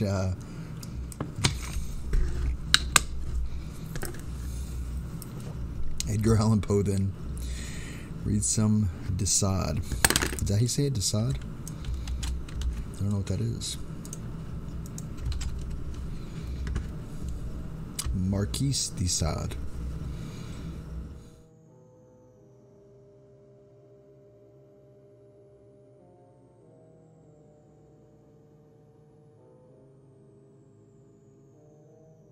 Is that guy like really racist or something?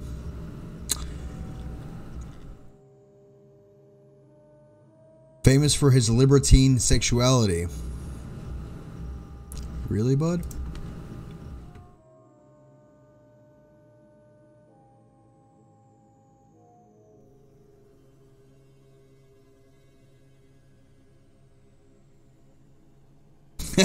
Nope. Stacy is a man.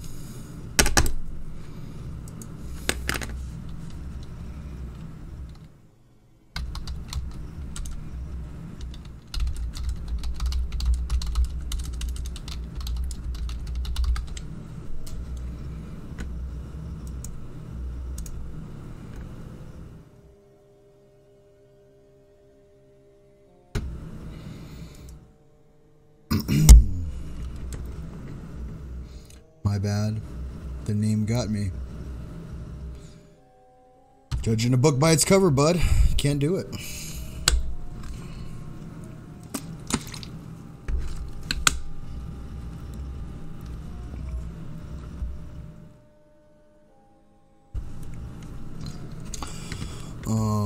Yeah. It's almost 9 o'clock. We're just gonna chat for a little while. How's that? I got you already, David. If you guys want some subs, go ahead and post in there. Say stuff like hi or how you doing or get in conversations, and people will subscribe to you. Just a heads up.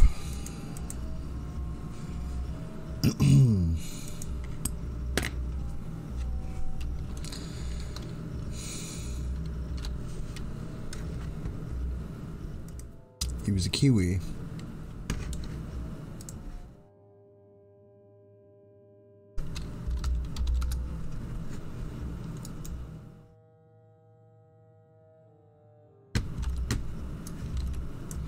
He was a Kiwi?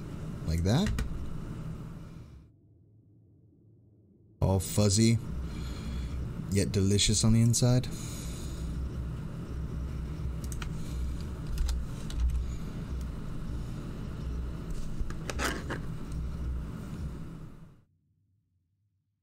Kiwi. You know, I always say, nope.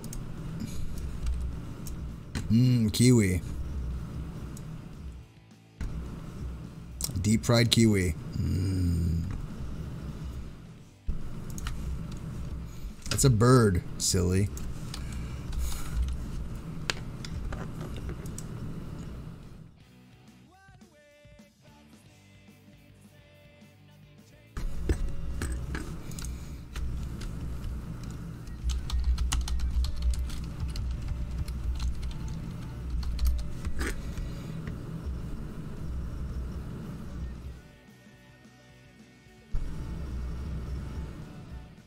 I don't know if these pictures are real, but I just googled deep fried kiwi bird.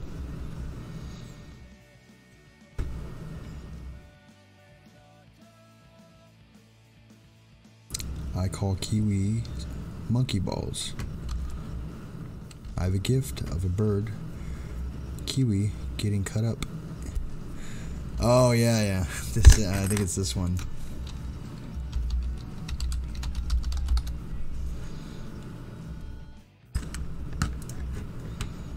Is it? Oh, it's how to prepare a kiwi.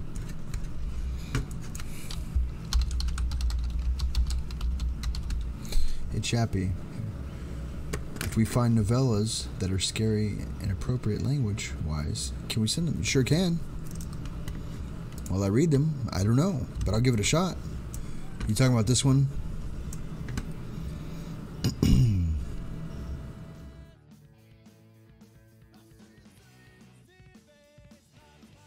That's how it's done right there. Sweet.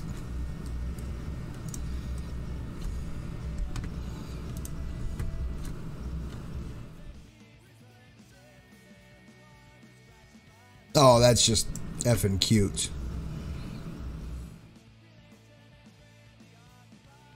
So GD cute. I'm stressed. Why are you stressed? Is it this one? This is the original one, I remember.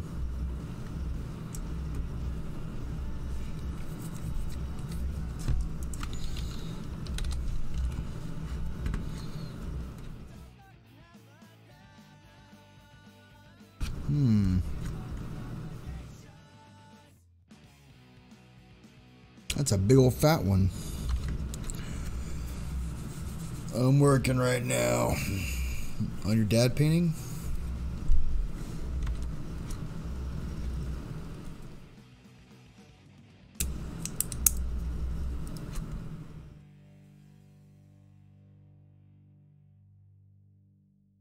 Like their eggs take up a big amount of their body, I think.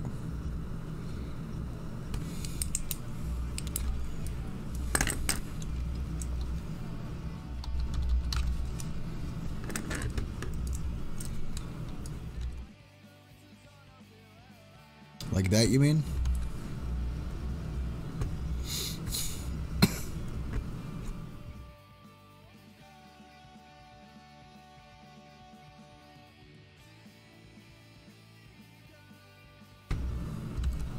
Yeah.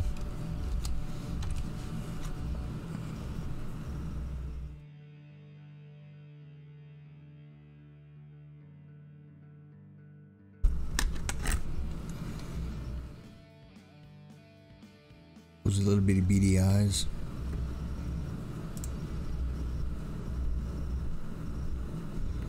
They're cute as hell, though.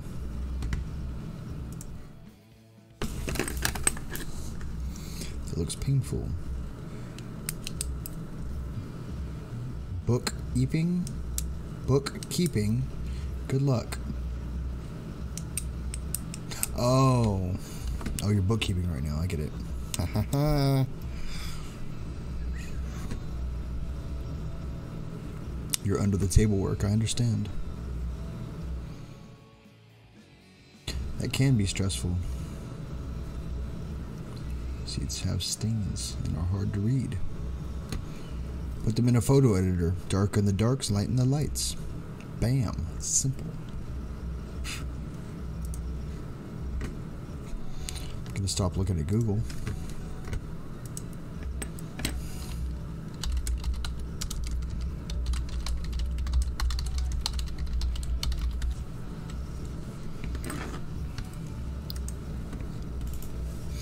Sometimes meat hens get so fat that they can't lay their eggs, so you have to break and die. That would suck.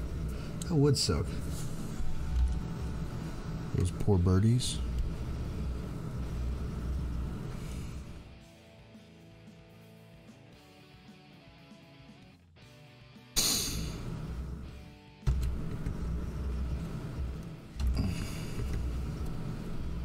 I'm gonna take a quick smoke break, guys.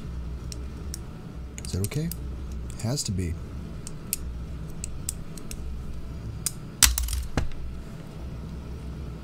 It's terrifying. It is slightly terrifying.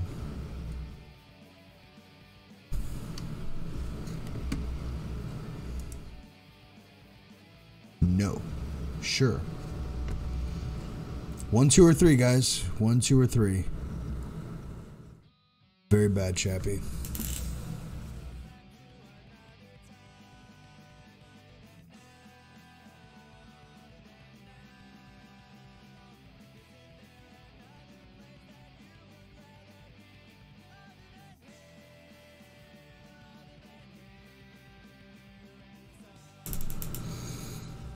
Two. No other takers.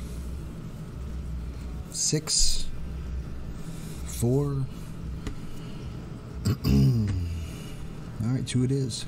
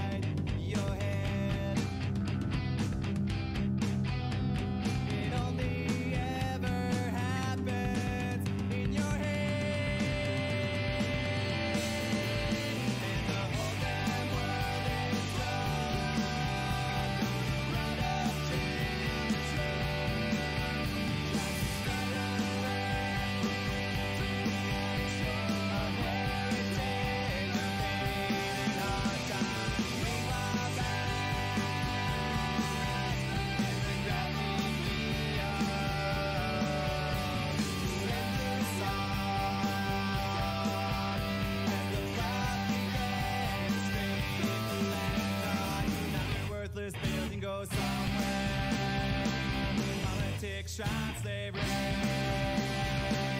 Nothing we forget the working people to give all their work for someone who never works at all. At all.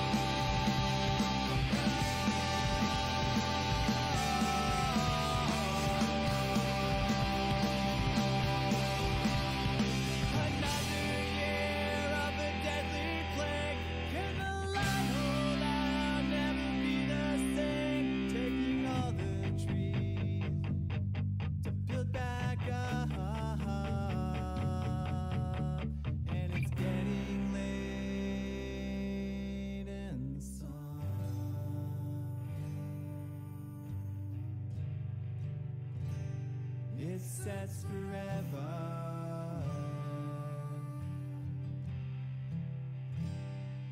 Just a moment.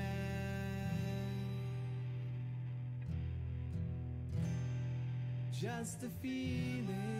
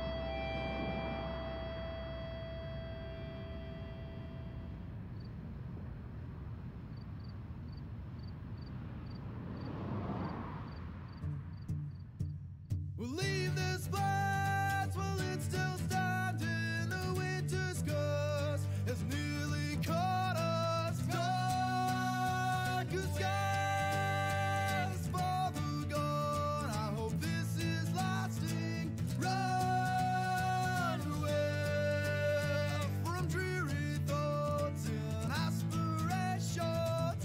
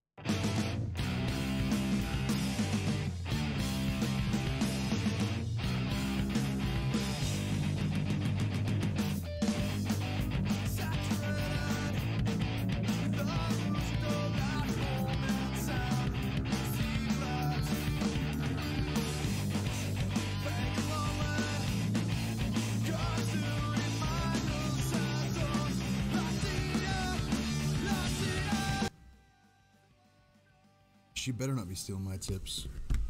She's shifty.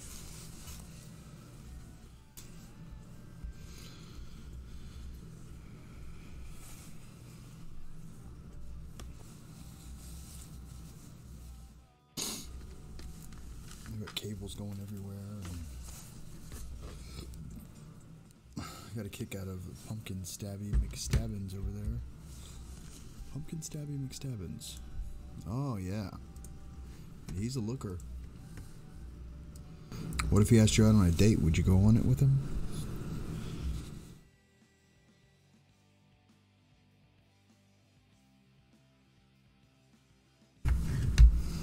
How we doing, folks? We doing good?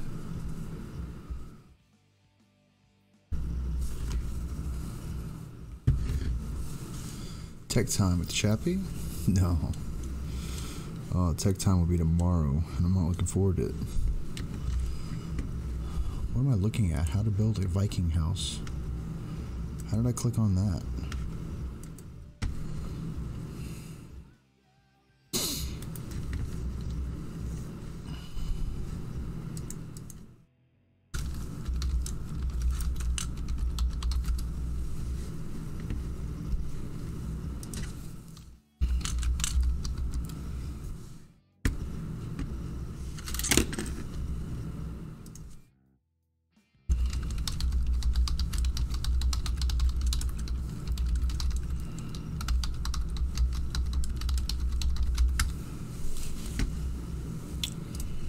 Anyways,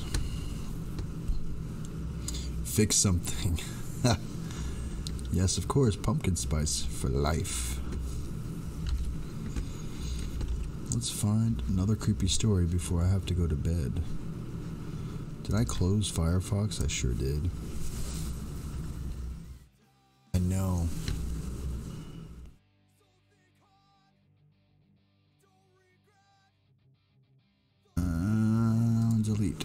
Delete. That's the one I want. Mr. Banana. Look at this picture. This is gotta make you smile. Mr. Banana.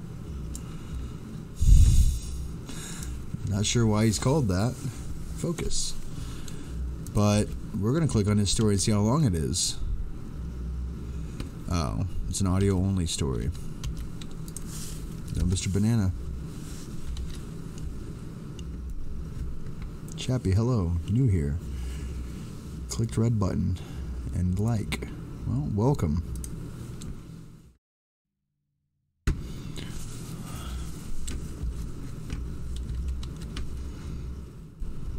Mommy sleeps in the basement. See what this one's all about.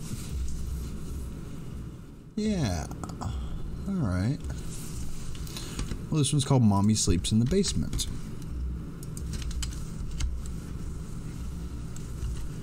You guys know the routine. I stutter and stammer and make up words on my own.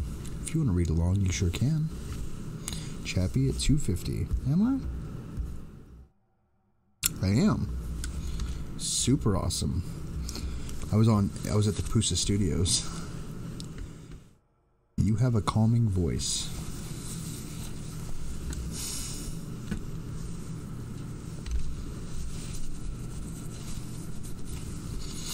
Well, here's the story. Speak louder, please. I put my hands next to my ear from the back of the room, signaling that she would need to raise her voice.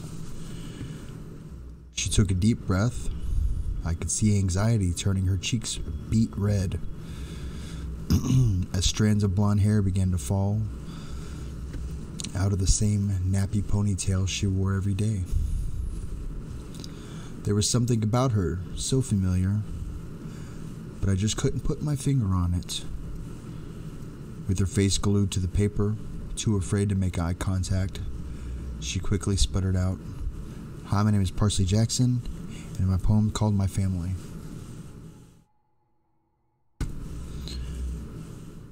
Paisley, my bad, was a shy little girl. In fact, she was one of the quietest students I ever had in my 10 years of teaching, which I guess, being the youngest of 11, will do that to anyone. Surprisingly, she was very smart, unlike the rest of her siblings, who were dumber than a box of rocks. It's not very nice for a teacher to say. Lord, the Jackson kids were such a headache, except for Paisley, of course. I just wish I could have given her more opportunities to improve her future. Don't get me wrong, I tried to help Paisley. I really did. I gave her clothes, food, and even had funds lined up for her. But living dirt poor in a shack out in the middle of the desert was a bad hand to be dealt in life. Besides, no matter what I did, I wouldn't have to make a difference. Everyone knows that the cycle of poverty is almost impossible to break. I crossed my legs, pen in hand.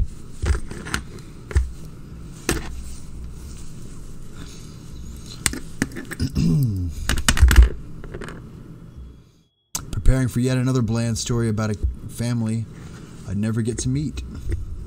If you've ever worked with underprivileged kids, you knew that guardian involvement is quite rare.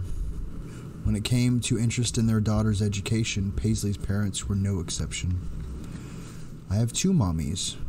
One is named Betty, who can make good spaghetti. I call her Mom. She is the one that's married to my dad, Tom. One named Claire, with pretty yellow hair. I call her Mommy. Dad calls her his project, his hobby. Beginning to smack and dab in the middle of Utah, or being smack dab in the middle of Utah. I've seen hundreds of polygamous families, so this didn't strike me as odd. Besides, even though polygamy is illegal, I try to keep my nose I keep my nose in my own business. Mom takes care of all of us. She can do that because she's tall. Mommy wears a silver bracelet. She wears it because she's so famous. Wouldn't be the first time I saw kids coming up in stories about celebrity parents to add excitement to their ordinary lives. I just didn't expect it to come from Paisley. Mommy has me and Tommy, the other one of my older brothers. Mom is a lot older. She has all the others. I cringed. That meant that one of Paisley's mothers had given birth to 9 children. I couldn't imagine going through that many pregnancies. Dad says me and Tommy are the gift from God. He will never hit us with a rod. His pride and joy is Tommy, but he always says the person he truly loves is Mommy. I looked up from my grade book. The line about a rod catching my attention. However, this wasn't the first time one of my students had accidentally reported abuse. Truth is, CPS picks up and chooses who they want to help. Mom is having another baby. She's mad at Dad, who wants to name it Daisy. Mommy can't have no more kids. One of her last died of SIDS. Shifting in my seat, I scribbled down a note reminding myself to deliver my daughter's old baby clothes to the Jackson shack. As a mother myself, I know babies can be expensive. Dad says she did it on purpose because she wanted to turn off and join the circus. Mom said that it wasn't her fault. I promised to keep the secret in the me and her vault. I shook my head in sadness. How could someone blame a grieving mother for something she couldn't control? Mommy was one of Dad's choice. He watches all of her school shows. They were joined in the night. Daddy says inside her is a lot of fight. Mom is just a cover. Dad really doesn't love her. I threw up my hands in a gesture meaning stop. I had taught my students, but Paisley didn't look up. She continued to read, oblivious to my disappointed frown. Obviously, one of her siblings put her up to this as a joke. Mommy says that she needs to get out. She wants to show me what life is all about. Dad gets mad. And his biggest pet peeve, Mommy is sad. She just wants to leave. Mommy sings to me her favorite song. Daddy says Mom says Dad's head is wired wrong. Shaking my head, I sighed. Another child with so much potential, such a kind heart, was struck in the middle of a lover's quarrel that didn't even involve her. Last birthday, I wanted to take Mommy to see her favorite basketball team. Mom made me a cake with a frosted buttercream. I got to see a lot of nicks, but Dad said he made a mistake he couldn't fix. Nothing is the same anymore. I don't know why, for sure. Now Dad cries at night, alone. He says, God, what have I done? To Mom he got longer tens. He hopes the baby will make amends. Paisley rose her head a bit with a smile, looking for my approval.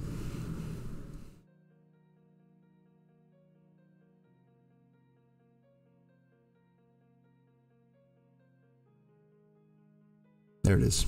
Although I was appalled by the inappropriateness of the poem, I didn't want to break her spirits. She clearly was proud of it, and scolding her for something that wasn't her wrongdoing was just going to send the little girl back into her shell that I'd been trying to break for months. So instead I clapped, making the rest of the class clap, who were too young to understand the gravity of the situation, applaud too. Miss June, I brought a picture of Mommy for extra credit.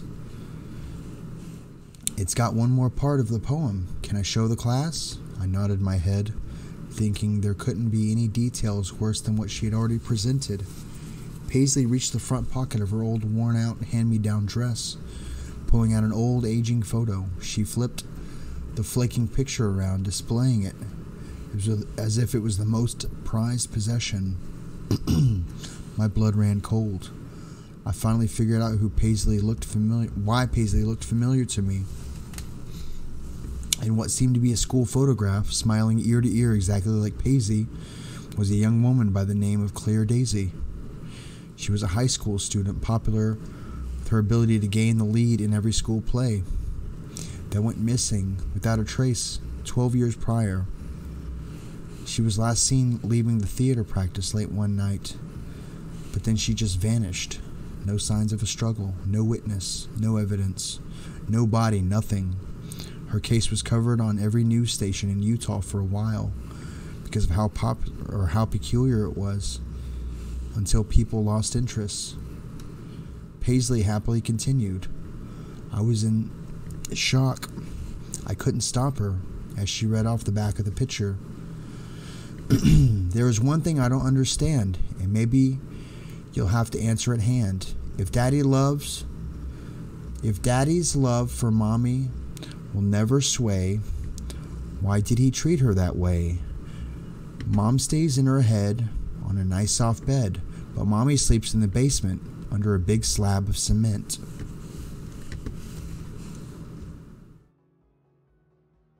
Well, she's dead. What are we clicking on?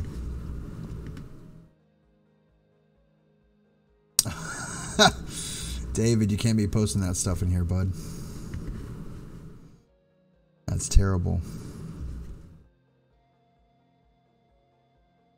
Oh, Jesus. John LaJoie.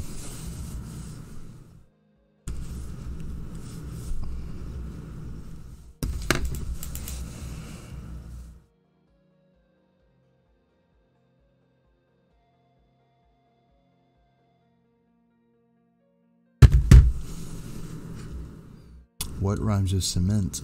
I don't know. Oh, David. But anyways, guys, it's about 9:22. I've got to get to bed.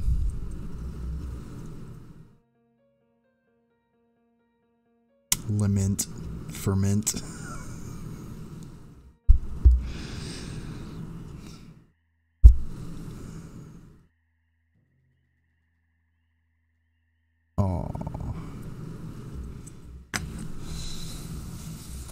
Yeah, I've got to be up in the morning. We're on 12s right now. Unless you want to call Cud and... No, don't call Cud for me. No, I'm happy we're on 12s. Permanent. Red Dent. Good night, Chappie. Bye, all. Anyways, guys. Let's fill this cup up with subscribers. The little Chappie icons are subscribers. So if you can share me on your social medias, I would appreciate that. Jason, have a good night. Ernie, good night. What rhymes with Thart? I don't know, Ernie. Bridget, good night. David, good night. Stacy, good night. Lauren, good night. Pip, good night. Kmart, nice, David. Hope you're not getting sick, Chappie. I'm totally getting sick. Can't say I'm happy about it. I'm gonna get a bunch of my green teas tomorrow. Night, guys. You so crazy. Good night, Chappie. Chappie. Guys, don't forget to check your own video comment. Night. Oh yeah, I saw something about that.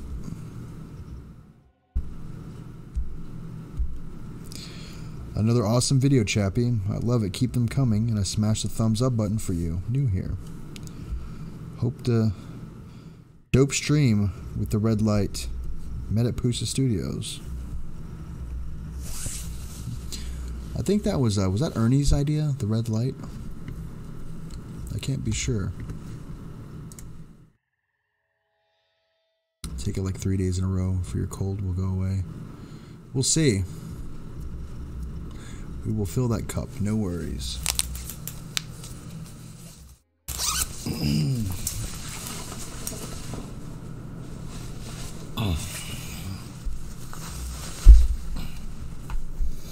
Honey tea.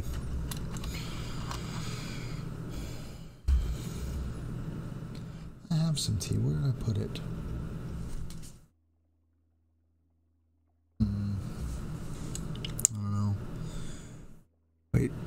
Everyone have a wholesome channel. Everyone, I have a wholesome channel. Hold on. Oh, jeez.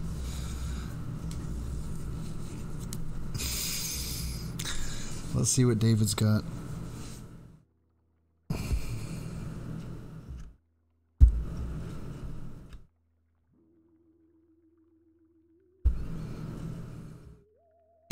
Yeah, we still got 9 people in here.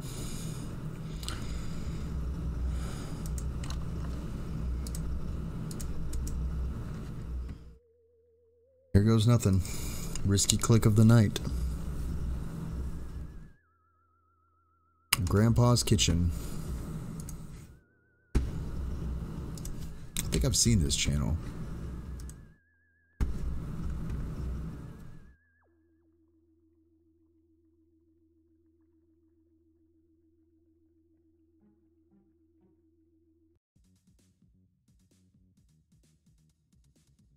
Huh.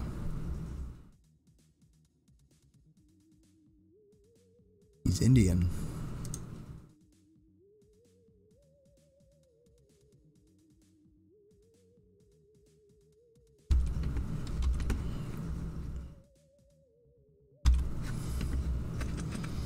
The link didn't work for me. Here, I'll post it. It'll work for you now.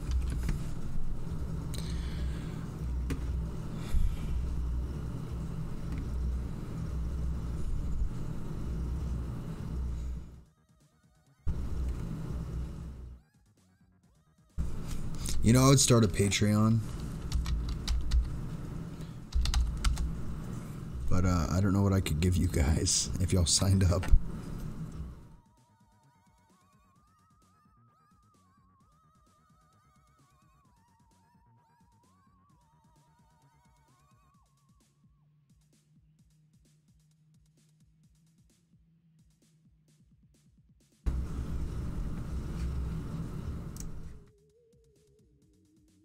Attention. Oh, neat. Yeah, it didn't work for me. Oh.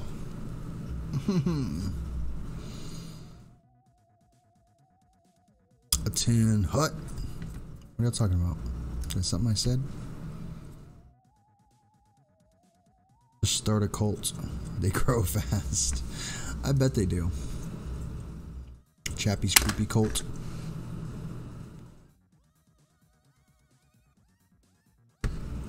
Just look at Dad. It's true.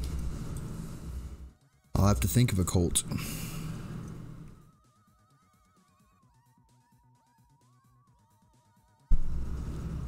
We'll see what I can do.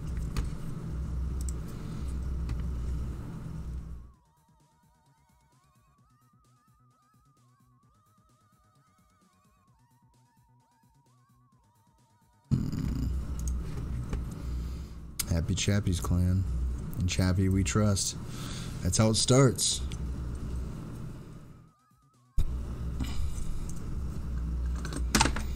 I will be working on, you got me thinking now. I will try to work on some merchandise if you guys are interested at all. I think that'd be really cool. But, yeah. If you guys want to send me some art that I can put, like this right here. That guy, there it is. Or, like my icon.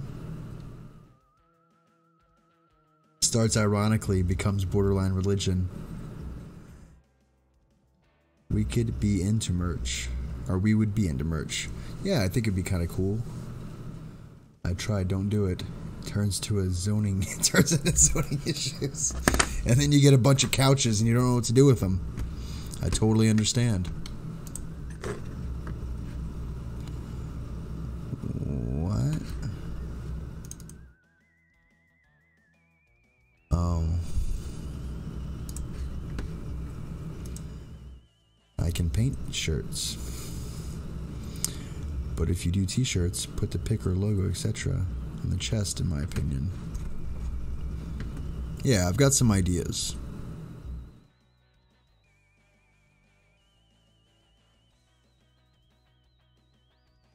I'll run some ideas by y'all when I make stuff. I like to deconstruct t-shirts into crop tops. Should I just make crop tops? Like a cult. The logo on the arm. Oh man.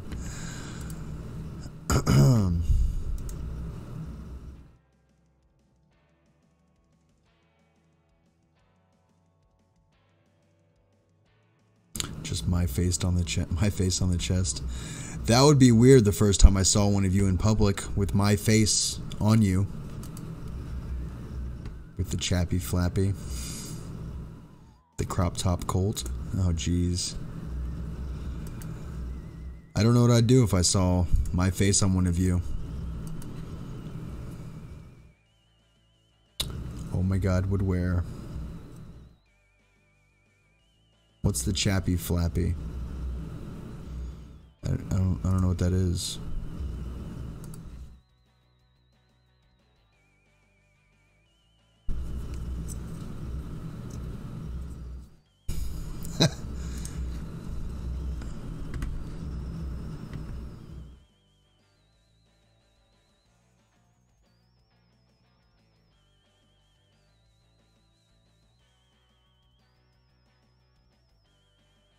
Like on long underwear.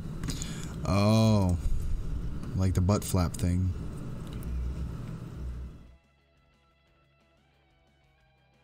Bridget wants you on her boobs.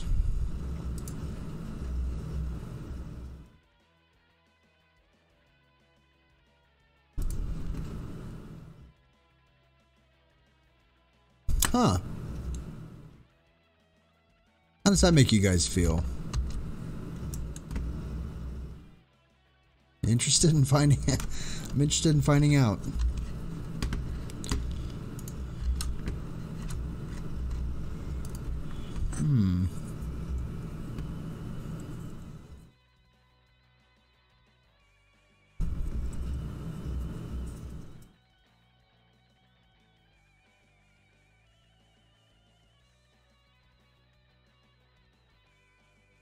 Uncomfortable.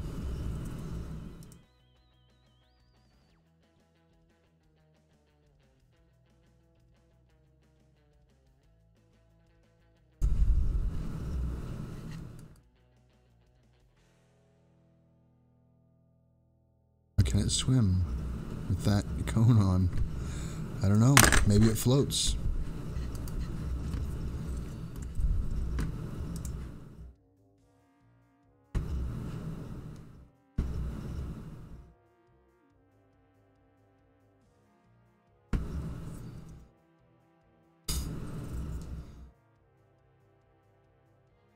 Maybe it flaps them like this or something. I don't know. I'm never doing that again on this channel. I hope.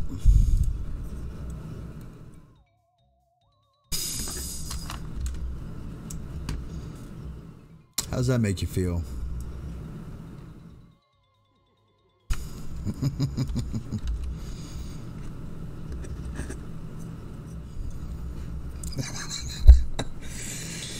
Someone responded, when you have caps lock on, but you hit shift on the first letter.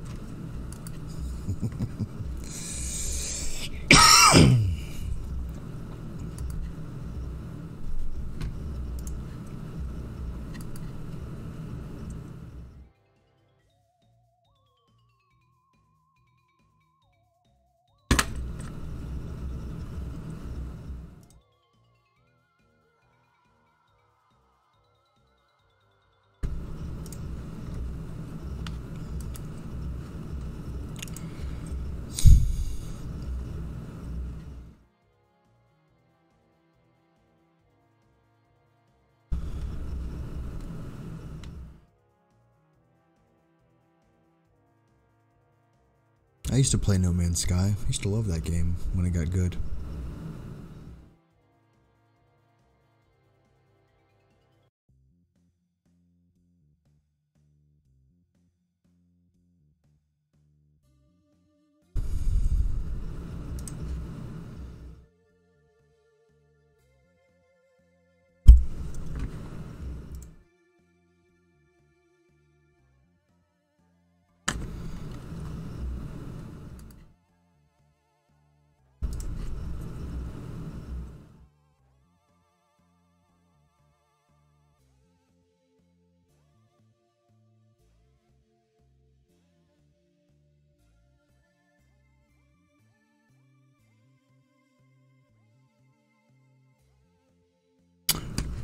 It's neat. What video games do I like? Oh, let's open up Steam.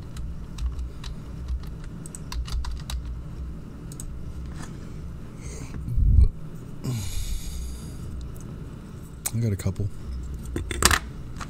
So yeah, like No Man's Sky. I like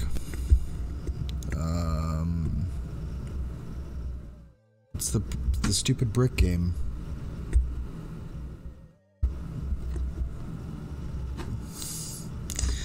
I can't think of it right now.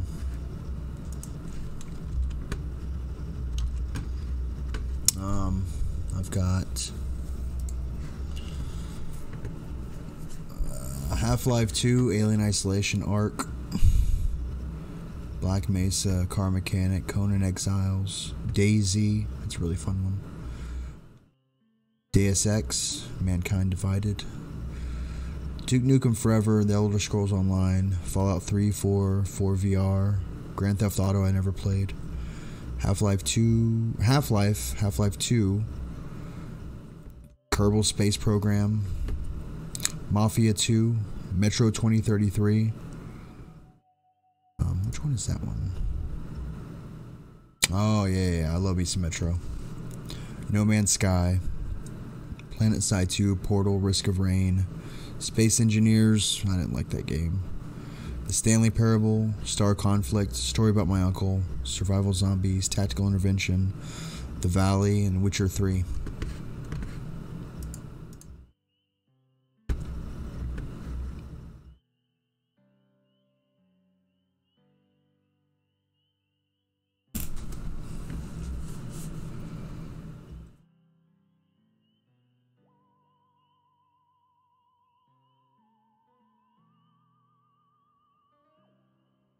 Telltale Games? What do you mean? Yeah, Stanley Parable was great. I just think people don't give Half-Life enough credit for what it's done for gaming.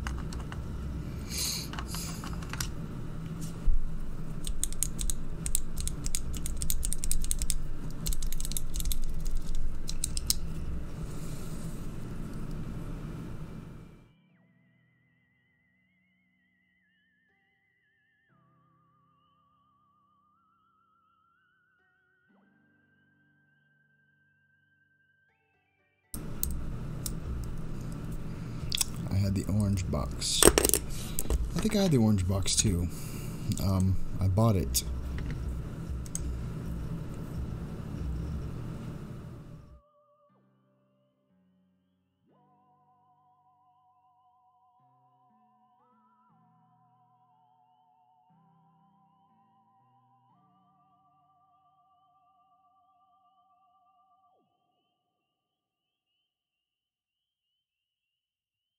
Huh.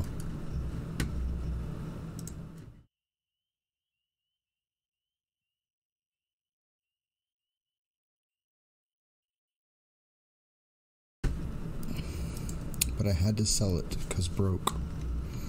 Bridget, are you on Steam? You can add me on Steam. I've got 2 accounts. I think most of the games are on this account. Yeah. This one is... I think it's Automatic Idiot. Yeah.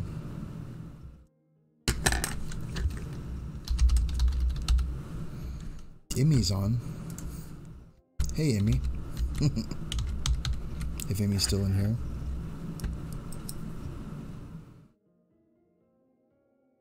I do not have Steam, but I suppose I can make an account. I've been meaning to. You should. Portal, but never got around to Half-Life. Oh, Pip, you should play Half-Life. It's wonderful.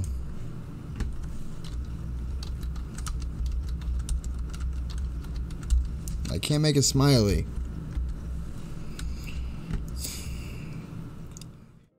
I'm into Steam even if I'm not really on it. Ha.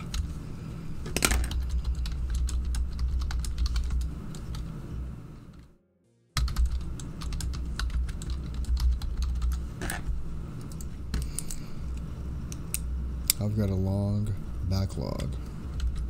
Well, if y'all want to add me, I am Automatic Idiot.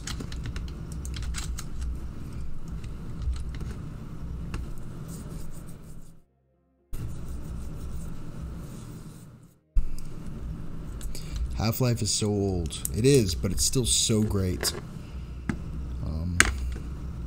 I suggest, what's it called? It's called Black Mesa. Get Black Mesa. It's Half-Life 1 and Half-Life 2. Yeah, Half-Life pretty much was the example of games. Like, no game before had ever... Games before had to tell you how to do stuff. Half-Life didn't tell you how to do things, but made you learn by example.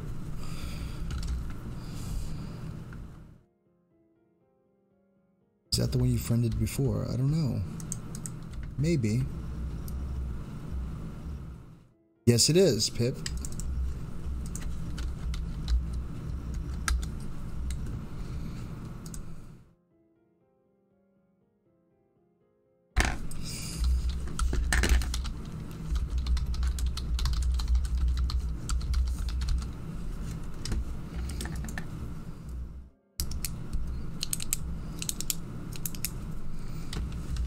Yeah, I sent you a message, Pip.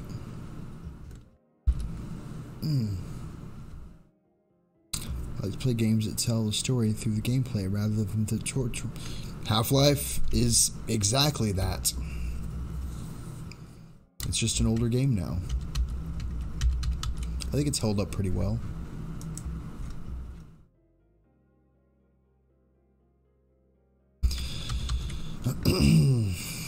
Ocarina of Time does a good deal of that. That'd be cool if they remade that. I'm gonna look into that.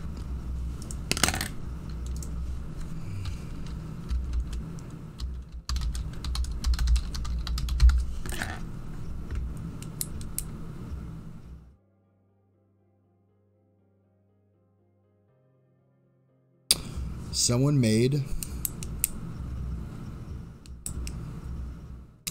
a first dungeon. That's awesome.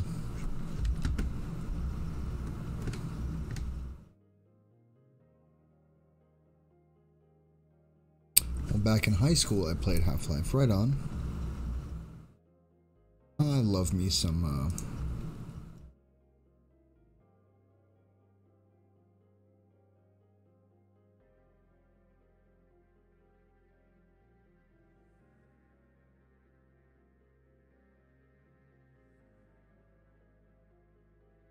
I'd rather play SNES than those 32X games that are just messed up looking now.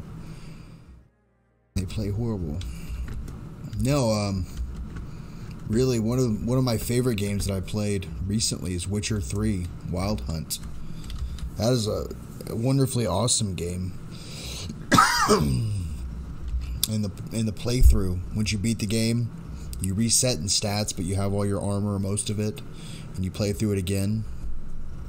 It's great. Or Metro 2033 is wonderful. Breath of the Wild is pretty dank. Have you played that before? Which one is that?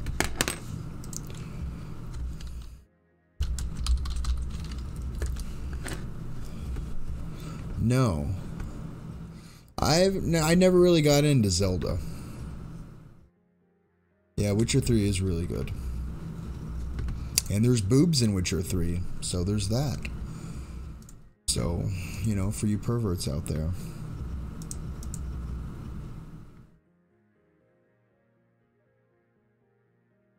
I mean, whatever.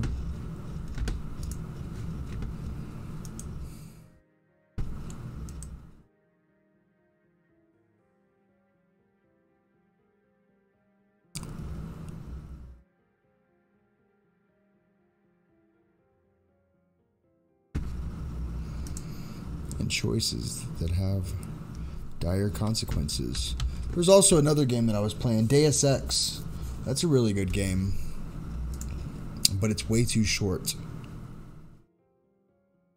What is that? What's boobs? Check out Witcher 3. But it's so confusing story-wise, since I never played the others. I didn't play the others either. I just went through it, and they made it to where you don't have to have played the others. But I guess it helps. I don't know.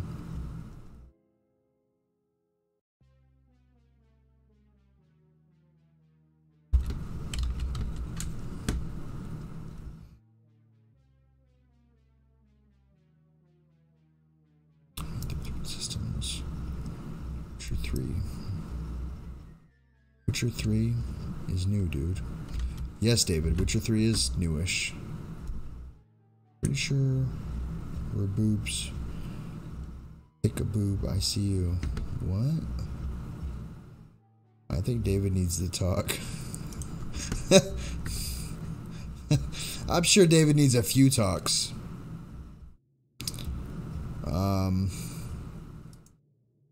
Still a great guy, but yeah, probably needs a couple.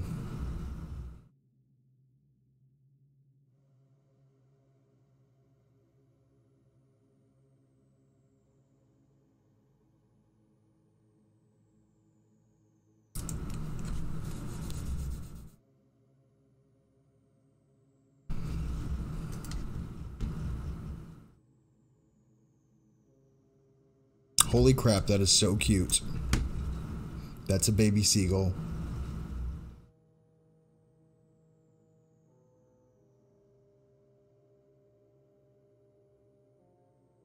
It can have any food.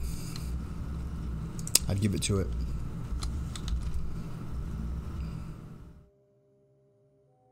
Oh, it's a sandpiper. Damn it.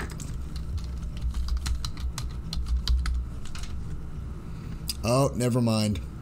Baby seagulls are not cute.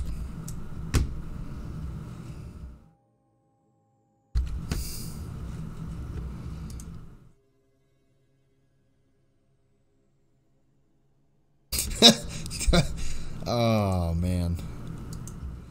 David, do we need to have a talk? Oh.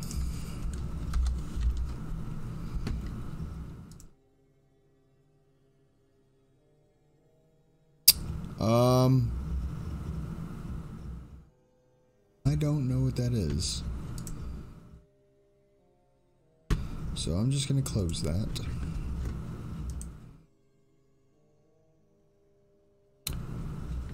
What the is its head? I don't know. Just you Google baby seagull.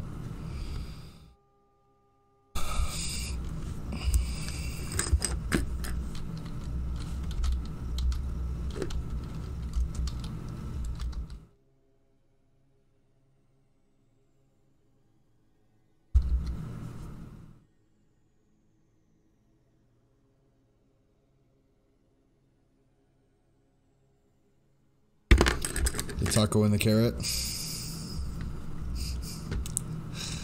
Oh, David.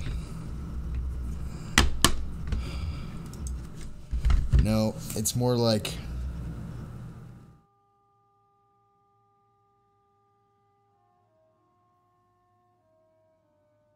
I'm pretty sure it's that one.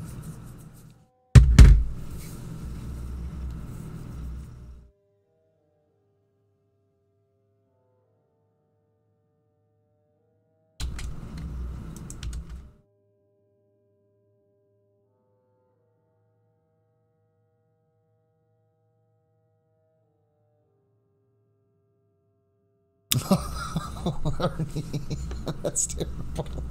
Oh god damn, I gotta end this stream. Before we get like a paternity suit or something. It's 9:50. I've gotta be in bed by now. Oh, Red Rocket. What did you shart, David? What did you shart? Start. Man. Well, guys, there's still 11 people in here. All 11 of you are degenerates, including me.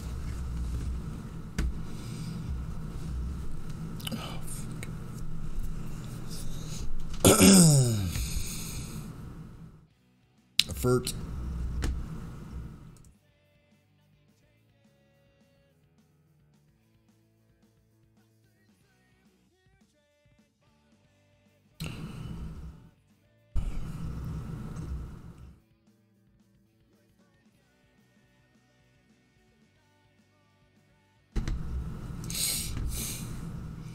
That's all I could think when Jason wanted rocket on his burger.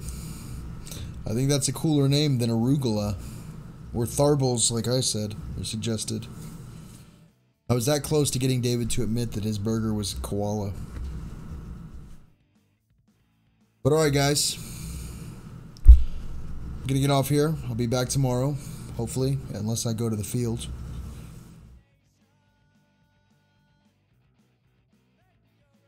Because even if I go to the field, I'll do short streams then. They'll be like 20, 30 minutes.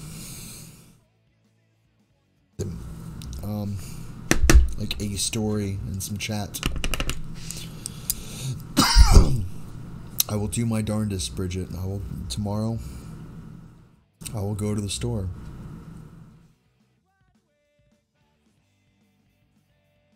Bayer, DD.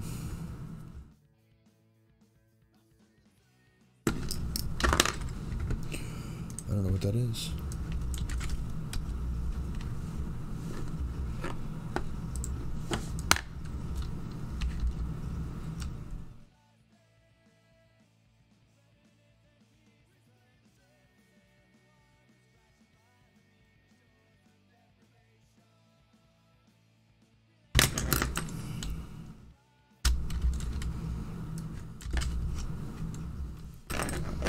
Echinacea.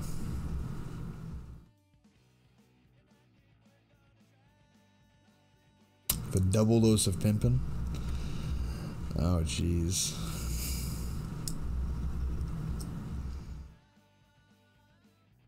The hell's echinacea?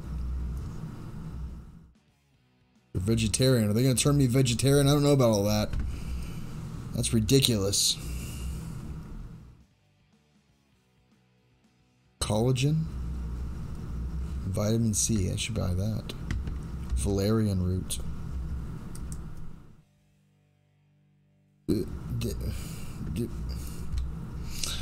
Alright, guys. On the donut and the jalapeno, we're going to end this. It's from a flower. It's going to turn me into a hippie. I already got the hair for it. You know how much at risk I am right now for being a hippie? Hot dog pizza, French fries taco, burger, tomato, pineapple, banana, lemon, tangerine, corn, eggplant. Be a hell of a soup.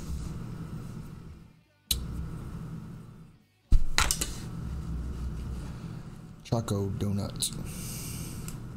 Oh, I didn't even eat ice cream. Son of a bitch.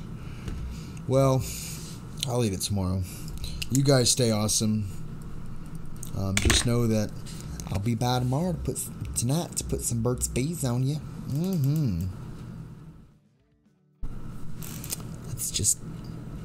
That's how you make Chappie pretty right there.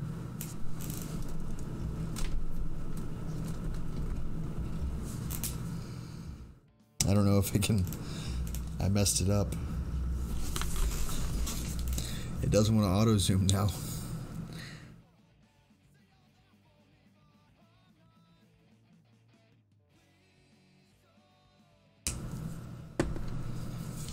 I know what y'all are talking about dirty butt, stinky butt. I don't know what's happening right now. You guys have a great night. I love you all very, very, very much for coming to my streams. You know we'll do it again tomorrow, like we always do. You guys be good. Have a wonderful night. And peace. Real high.